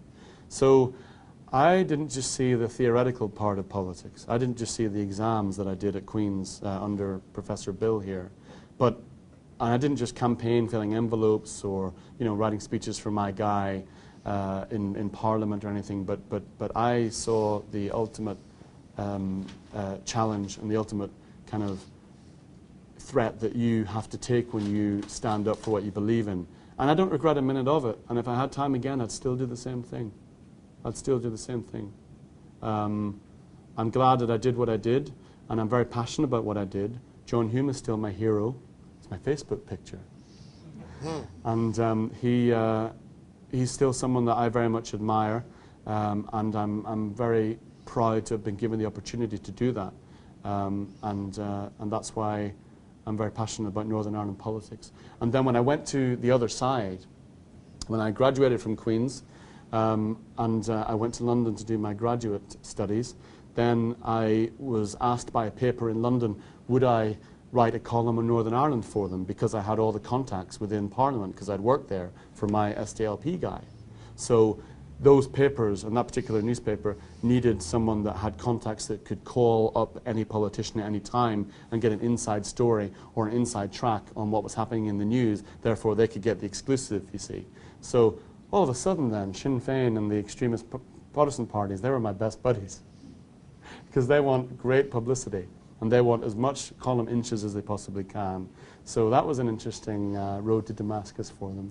You know, Adams and co were coming up to me and shaking my hands and saying, congratulations, we're here, congratulations, Renardo, we knew you'd be a great writer, and here's my card. Anytime I can give, you can give us column inches and I can give you publicity, just call me on my cell phone. You know, would you like a beer? You know, so I didn't bring it up about, you know, hang on, what happened the other, you know, a couple of years ago? We weren't so friendly then. That's because we were an electoral threat to them, and they were going through a hard time at that time because they weren't getting rid of their weapons, and then they were attacking everybody, and they were like kind of a wounded animal, you know. So it's kind of come full circle, you know. Now I'm meeting them all the time, and they're my best buddy. They're my best buddy. I'm not theirs. And that's just the way it goes in politics. You've got to be nice to people, and political journalism, you've got to be nice to people you don't particularly like or that you have a particular past with. And so be it. That's just the way it goes. And I don't like, you know, I feel uncomfortable. I can't, you know, I'm a human like you guys are. You know, I don't always feel entirely comfortable about sitting down with people on both sides that have killed thousands of people. And that's why I got involved in a great campaign about helping innocent victims of Ireland's September 11th bring the perpetrators to justice. But I'm sure we'll come to that. Any questions of follow-up on this? Yes, you want to... Well, scared there might be. I was just wondering how a political campaign operates in Northern Ireland and how that would be different from a political campaign here, because I would imagine there's not, door-to-door canvassing. Oh, there is. There has to be door-to-door. Here's the weird thing, that there's lots of ways of knowing if you're an Irish Catholic or a British Protestant in Northern Ireland, and it's what we call a sectarian head count. Now, sectarian, as you might understand that word, means you're from one particular side, one particular sect, if you like. And you can tell if someone's an Irish Catholic or a British Protestant by many, many ways. Obviously, the most important indicator is what school they went to. Was it a Catholic school, St. Mary's, or Holy Cross or Our Lady of something, or was it a Protestant school like the British or Belfast Royal Academy, things like that, or Methodist College? You get the gist. Another way, and this is kind of a little tongue-in-cheek, is by their name. And if they have an Irish name like Sean, Patrick, Eamon, something like that, then it's very likely they'll be Catholic. If they have a British name, like Peter, Ian, Samuel, then it's highly likely they'll be Protestant. Now, in Northern Ireland, in terms of campaigns, we have what is called a voting register, or electoral register of voters, where you register as an elector. And you can usually tell what streets have the amount of Catholics in. Well, it's a crude way of looking at it, but if you're in a mixed area, and there now are mixed areas again in certain parts of Belfast, you can tell who is going to be a Catholic, who's likely to be a Catholic, and you can work it out, or who's a Protestant, or who is an international person, say a Chinese person or someone with a different name. So you can that's a crude way of putting it. What was interesting about my campaign was it was in East Belfast, a place called Castlereagh, which is about 90% British Protestant, but it's 10% Irish Catholic, you see. So in order to get elected, you need probably around or a bit more than 1,000 votes to become a city councillor, you see. But that, that was pretty tough to get because you didn't know where the Catholics were. So we did the party did a very close analysis of the names, and they worked out how many Catholics there were. The Catholic priest helped, saying which streets were more like there were Catholics in through the mass attendance. And we knew that in our area there was no Sinn Féin voters. They were all going to be SDLP voters. And on that basis, and on other bases, such as a local branch would know what streets had which families in, would know all the doors, etc., then they would know who was Catholic and who was therefore a natural SDLP voter. You put these figures together and you canvass all those people, and of course they're all inspired by John Hume anyway. We don't have to worry about Sinn Féin coming along and taking our votes in that area because they haven't got an organisation in that area. Then that plus a few other scientific ways of doing it, we knew that we had enough votes to get one person elected, and that would be me. I wasn't going to go down very well being elected in that city council chamber. Some of the moderate Protestant city councillors in that council chamber had been physically assaulted by the extreme Protestant members of that city council chamber for being called a Catholic lover because they talked about equality, you see. Now, these were extreme members of Ian Paisley's DUP party that would do that. Now, this was the most notorious city council in the whole country. It was called the Bear Pit, and well dare you go in there as a Catholic, never mind as an Irish nationalist political representative. Forget about it. But I didn't care. Just to comment on 2 points. You're probably wondering if there were 90% Protestant and 10% Catholics, why a Catholic had any chance at all. And it's because of proportional representation that's used. It's a very complex system, but essentially it's a multi-member district so that, obviously the Protestants would get most of the representations, but the Catholics would get a few. And that's probably what you're already wondering about. Secondly, the comment about names, and this is something I've not shared with you and I haven't shared with Peter, but a really, really good friend of mine in Belfast was named Bill. And of course that's my name too. And he told me that he was a Catholic and his mother knew that if he named him Bill, that people would think he was a Protestant. And she said, I did that because I loved you and I wanted you to have a few breaks in life. And Bill lives in Spain. He finally figured he wasn't getting enough breaks, and he left. Like old Manuel. Yeah, probably so.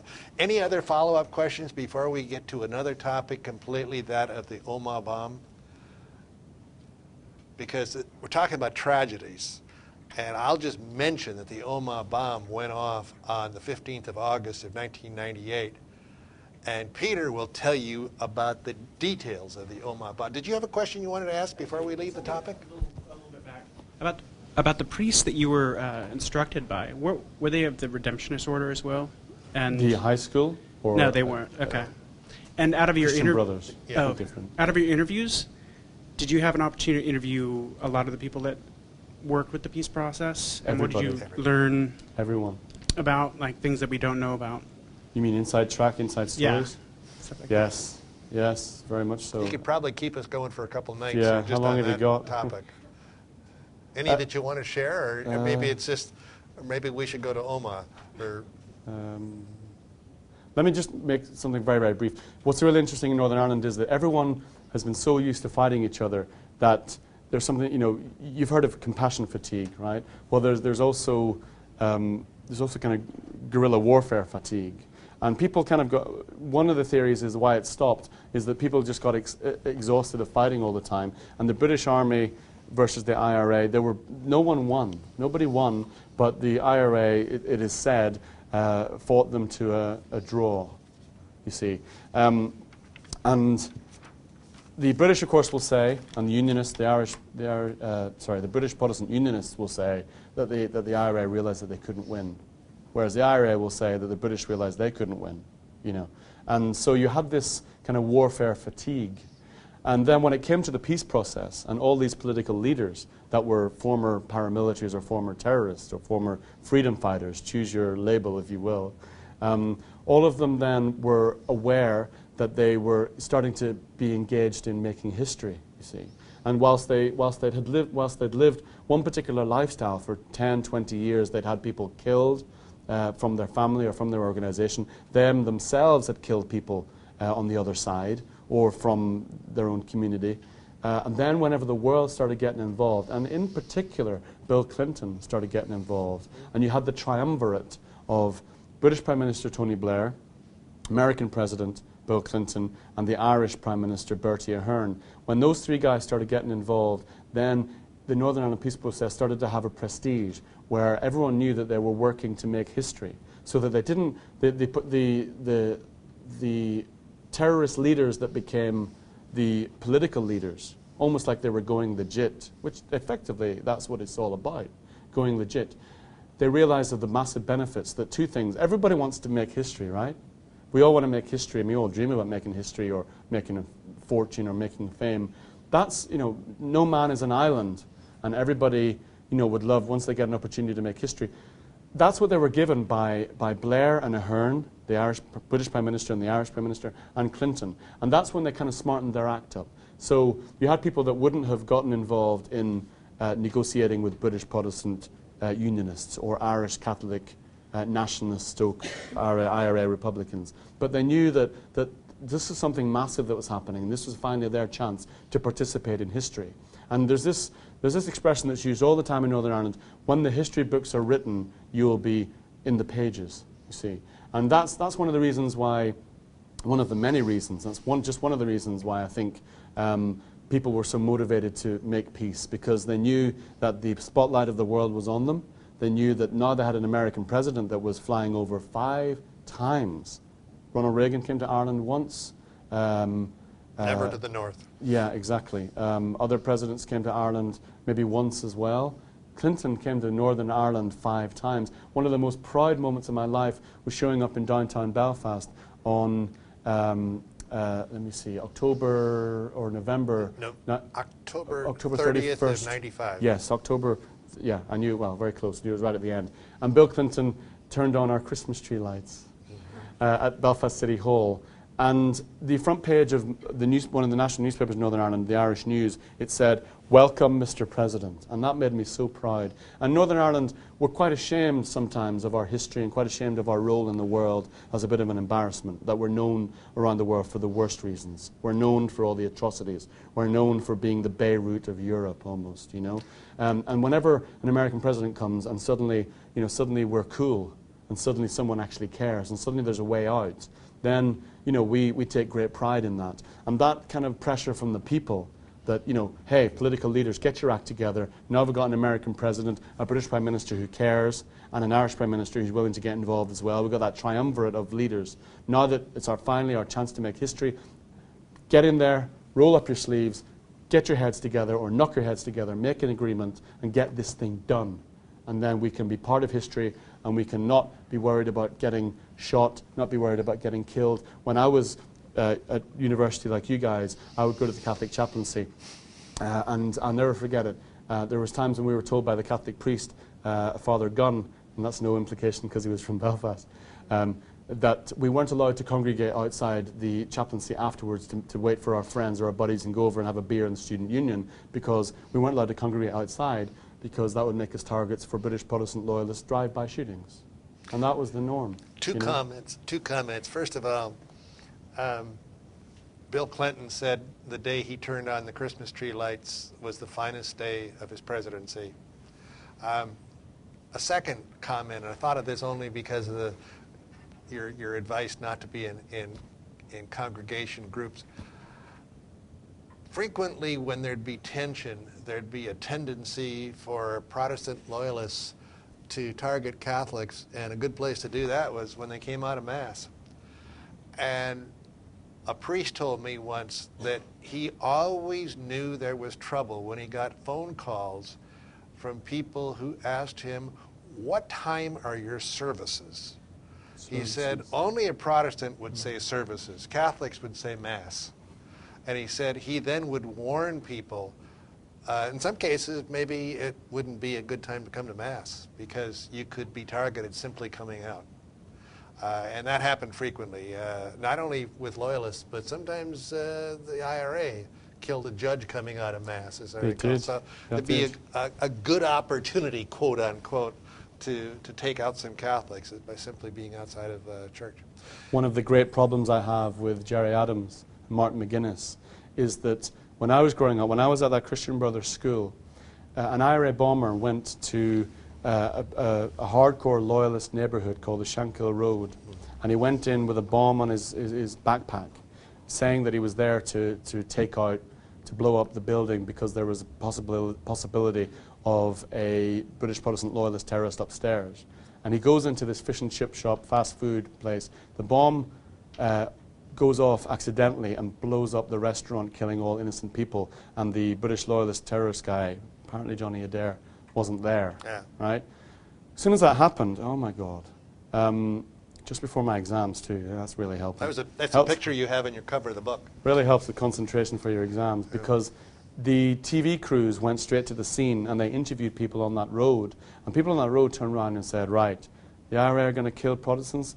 The loyalist terrorists are going to go into the Falls Road where I lived and kill as many Catholics as they can in revenge. It was called tit for tat. And that happened time and time and time again throughout the 20, 30 years of the Troubles. But that particular incident I'll never ever forget or forgive, because so much for the IRA being our community defenders, they made us targets. And that day, I remember very, very well, because no one in our neighborhood went out at night. They stayed in their house, they locked their door. Everybody in the whole country of Northern Ireland was waiting for the revenge. Everyone knew it was happening. The RUC police chief called in double the amount of police officers to patrol the streets. The British Prime Minister at the time sent over double the amount of British soldiers to patrol the streets and get ready for a revenge assassination massacre. Right? I'll never forget the revenge came. And the revenge came in a bar in a Catholic town outside of Belfast, as it so happens, beside Derry. And it happened to be in a time whenever it was Halloween. And of course, on Halloween, you play the pranks of the trick-or-treat games and things. And the Protestant loyalist terrorists went, as a revenge for the IRA Shankill Road bomb, they went into this Catholic town. They knew it was a Catholic town.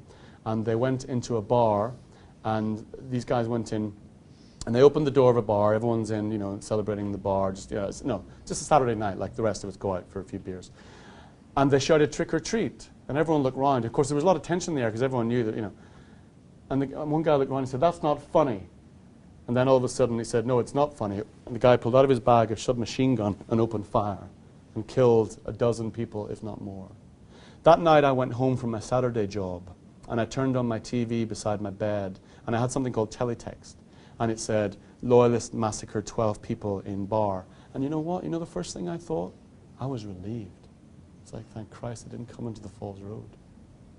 And I'm sorry, but for the IRA to be Catholic defenders, you know where Gerry Adams and Martin McGuinness and all these IRA leaders were? They escaped across the border to their safe houses. They left us undefended. And I will never forget that, because on every day I was walking home from school and everyone was scared about a car that would pull up beside you in case it was Protestant terrorists getting out of the car and opening fire, and that's what they were doing. The British government can flood the area with troops to watch everybody. The watchtowers can watch every movement they can. The helicopters can be filming at night, which they were, and never got any sleep. And our so-called leaders of the Sinn Féin movement dashed across the border to their safe house, in case safe houses in Donegal or in the rural areas outside of Northern Ireland, so they wouldn't get touched. But we were left completely exposed. So that, folks, that to me blew away the myth that somehow Sinn Féin are supposed to be the defenders of the Catholic people, because it was because not only did they blunder so badly on an operational mission that they killed innocent Protestants, but then effectively they had a role in making us targets. And I am ashamed to this day that I was made to feel relieved whenever I saw that news report that those fellow Catholics outside of Derry were mown down by what they call a spray job. And I wasn't, my first gut instinct wasn't kind of anguish and sorrow for what they did. That came afterwards, immediately afterwards, but it was relief. But it wasn't us. Any other questions before we go to Omagh? Okay. Kelsey? Yeah. I was just wondering if you had, I've read in some, academic articles about, some sort of analogous relationship between the conflict in Northern Ireland and other, civil war type conflicts, if you will, mostly in less developed countries.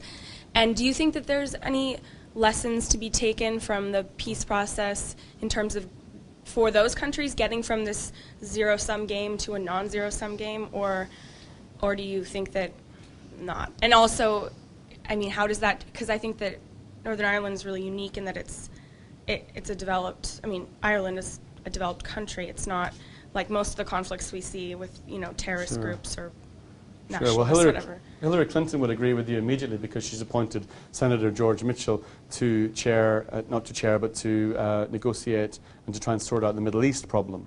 And Senator George Mitchell was Professor Meulemans' boss at Queen's University. I got my graduation picture with him, which was really cool. He was Bill Clinton's peace envoy to Northern Ireland, and he was the chairman of the peace talks to get everyone around the table and knock their heads together and get them to sign the Good Friday Agreement. So everyone talks about this. This is a great question, because everybody in the academic world of conflict resolution always talks about cross-comparative analysis, and whether there's DDS, deeply divided societies, as they're known in the science world of conflict resolution, whether Northern Ireland holds lessons for other DDSs around the world. And nowadays in universities all across America, they're comparing conflicts. And in fact, one of my professors at Queen's in the politics department was from South Africa, who wrote widely about the input of other societies and how they can be used as a model to help the Northern Ireland issue. And matter of fact, just a few weeks ago, Gerry Adams was in the Gaza Strip, just over in the Middle East, and he was there to meet Hamas, and he was there as a self-appointed peace envoy. Now, he wasn't allowed in by the government of Israel because they knew he was going to meet Hamas and he was going to give them legitimacy. And that's, of course, the worst thing that the Israeli government and Netanyahu would allow. His friend Tony Blair, who's the new Middle East peace envoy, which is the biggest irony of all, since he contributed to half the problems, got him over the border because he asked the Israelis and pleaded with the Israelis to let Adams into the Gaza Strip. And then Adams said he wasn't necessarily going to meet Hamas, but of course everyone knew he was going to. So Adams is taking, amongst others, and George Mitchell, is taking the Northern Ireland situation and taking the example of Northern Ireland being a formula for peace, and to use the same kind of way forward of negotiating, of talk, or jaw is better than war. Places around the world, particularly now, the big issue, of course, is the Middle East, and Iraq/Afghanistan, which your tax dollars are paying for. Why do you think your gasoline's so high? And that is seen as Northern Ireland is the big boast by Tony Blair. It was his baby. It was his baby project. And Tony Blair, by the way, has no credibility in the UK anymore. Tony Blair is seen as a warmonger, someone who's let us down very badly. I was with him every step of the way as a journalist at his press conferences, at the Labour Party convention. I met him many times. You might wonder where Tony Blair is from. Any ideas, you think, where Tony Blair is from, where he was born? Any suggestions? You've heard his very posh English accent. You've heard the way he speaks. He's an Oxford-educated lawyer. Well, apart from the one of you that may know... One person, I think. Maybe more than one. Any suggestions? His hometown, in other words. I don't know his hometown, but I've heard it's Ireland. Or at least descended from Ireland, but I don't know. All right, of the no people that know. Okay, yeah. Tony Blair, the name of the English town where Tony Blair was born was Edinburgh. He's not English. Scotland. Okay, Edinburgh, the capital of Scotland. Also, Tony Blair's mother is from Ireland. Yeah, that's so Tony Blair, right? You're all right. I was teasing. Tony Blair's mother is from Ballyshannon in Ireland, and Tony Blair, in his memoirs, often talks about how he went on endless vacations to Ireland as a kid. He had his first legal pint of Guinness in Ireland as an 18-year-old. He learned to drive in Ireland. God help him on those roads. And he very much, therefore, wasn't the type of British Prime Minister that was patrician, that was stuck up, had his nose in the air, looked down on the Irish like his predecessor, John Major, and certainly Margaret Thatcher. Whole different attitude because he was half Irish. He's the only British Prime Minister that's eligible for an Irish passport through his mother. But he started off being great. And unfortunately, now Tony Blair, when he got into bed with Bush, he lost all credibility. Often people in the UK would say that, if only we British people could vote in American elections, then we could decide the policy of Tony Blair because of the foreign policy. If I was being tongue-in-cheek, people make the remarks even that the relationship between Tony Blair and George Bush was similar to the relationship between Bill Clinton and Monica Lewinsky. So it's he's that controversial. And it's really that much of an embarrassment to have Tony Blair on the world scene now in the Middle East, because he started it. He was George Bush's George Bush's European envoy, and for someone who started it then to be called the Middle East peace envoy for the quartet of the UN, the US, the European Union, and Russia is probably the biggest farce you could ever make up if you tried. But Tony Blair, to answer your question, just to finish off, is going around the world talking about his credibility in solving the Northern Ireland peace process, solving the Northern Ireland conflict. And he thinks that makes up for Iraq, but I don't think so. Let me build on something Kelsey asked a moment ago, and then we'll turn to Omagh. We're going to finally get to Omagh.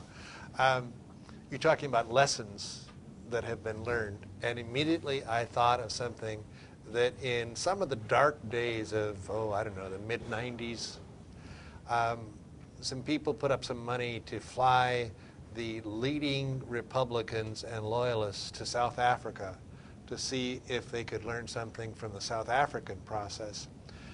And they were in this meeting room, and there was a surprise visitor, Nelson Mandela, came into the meeting. And Mandela said, there's no reason why you two groups here can't sit down right now and come up with some sort of positive steps you can take so that when you go back home to Belfast, you can start making some progress. And he said it in such an eloquent way that Martin McGuinness, who has never been said to be a soft person, you know, the former chief of staff of the IRA, Martin McGuinness reportedly was moved to tears, wept by what Nelson Mandela said. And the story goes that David Trimble said, "It's time for us to break up this evening and go back to our hotel." So the Protestants left the scene and weren't willing to talk. Mandela threw up his hands, and apparently Martin McGuinness was so moved that that he thought it was a really emotional moment. But there are constantly efforts to try to learn, whether it's Norwegians or the Iraqis or the Northern Irish or the South Africans, trying to learn from one process, one conflict to another. And it works sometimes, maybe other times it doesn't. Well, let me take some prerogatives here and move us to Omagh, because I've been talking about this all along. And I think we have about maybe 10 or 15 minutes left. Peter, tell us about Omagh. What happened factually, and what involvement there were by shadowy forces that weren't on the ground that day on the 15th of August of 1998? Sure. One of the biggest events in Northern Ireland, folks, one of the most tragic events, was what we call our 9/11, our September 11th. And it was in a city just west of Belfast called Omagh. And the Omagh bomb happened there in August 98. Now, it claimed the biggest loss of life of 31 people and injured about 400. Ironically, it was a Catholic town that was blown up by breakaway IRA Catholic terrorists. Go work that one out. The IRA had splintered into those that were pro-peace process and those that didn't agree with the peace process, because they thought that Adams and McGuinness signing up to the Good Friday Agreement was a betrayal, and that they were just going to be joining in the administration of Northern Ireland, and therefore they'd not get a united Ireland. So you had people that broke away and set up their own IRA, and they called it, we're the real IRA, not you guys, not the fake one that's called a ceasefire. So the real IRA guys, the breakaway dissident guys, took a car bomb and they drove it into this Catholic town, and they parked it in a very much populated area of shoppers. And the shoppers on a Saturday afternoon were all crowded around the car. And the real IRA guys called a newsroom and said that it was next to a courthouse. And the courthouse is at the top of the main street, you see. So the police, as is normal in these situations, evacuated the area around the courthouse because they said because they'd been told there was a car with half-a-ton bomb parked near the courthouse. Now, the guys that were driving the car with such a massive amount of bomb in it got the information wrong and said that it was on a particular street and gave wrong information to the police. It wasn't parked near the courthouse. It was parked at the bottom of the street. Now, where do you think the police evacuated the people away to? Bottom of the street. So there you have this tragedy whereby the massive danger is about to happen, that people are being evacuated away from the courthouse. Why the courthouse? Because it's a symbol of British judicial rule in Ireland, which is wrong. So that's why it was a target. But so the police evacuated everyone away to the bottom of the street, where actually the car was. The bomb went off, and everyone was packed around it. You can imagine the consequences. Blew the heart out of the town, similar to maybe Oklahoma City, and certainly 9/11 in a sense. Obviously not with numbers, but on a pro rata scale, that it was huge in Ireland. It was widely condemned. Tony Blair arrived, Prince Charles arrived, Bill Clinton arrived, Senator Mitchell arrived. They walked the street, they met all the relatives, all the victims, and they all pledged that they would find out who did it, they would hunt them down. George Bush gave massive condemnation. Everyone that was anyone that was there, and they all said that the perpetrators would be brought to justice, and they would change the laws to make it harder for these guys to get out of loopholes. And this they did. However, here's the worst thing that happened. Whenever they found out who it was, and whenever they managed to use the the evidence and the indications that they had from informers, they bungled the investigation.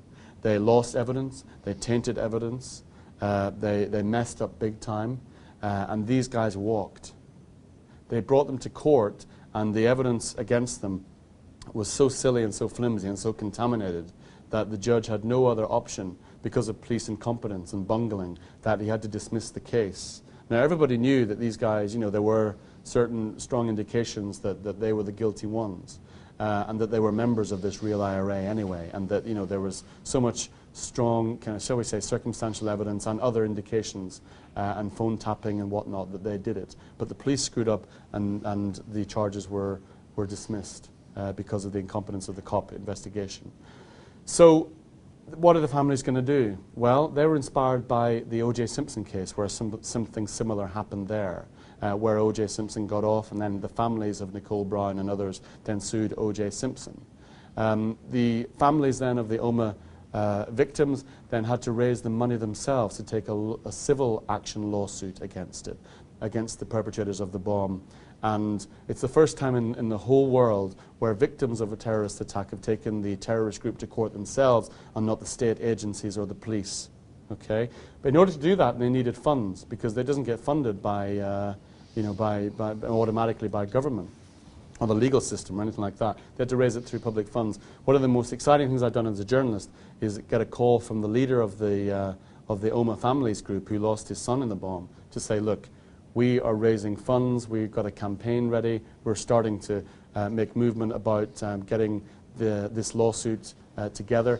Will you help us, and will you write publicity articles? Will you come and help us campaign? Now, my father's side of the family are from Omagh. My sister was on her way to Omagh that day, and we thought she was part of the bomb victims too. She just happened to change her itinerary at the last minute when she was on the road and not go to Omagh that day with her young son.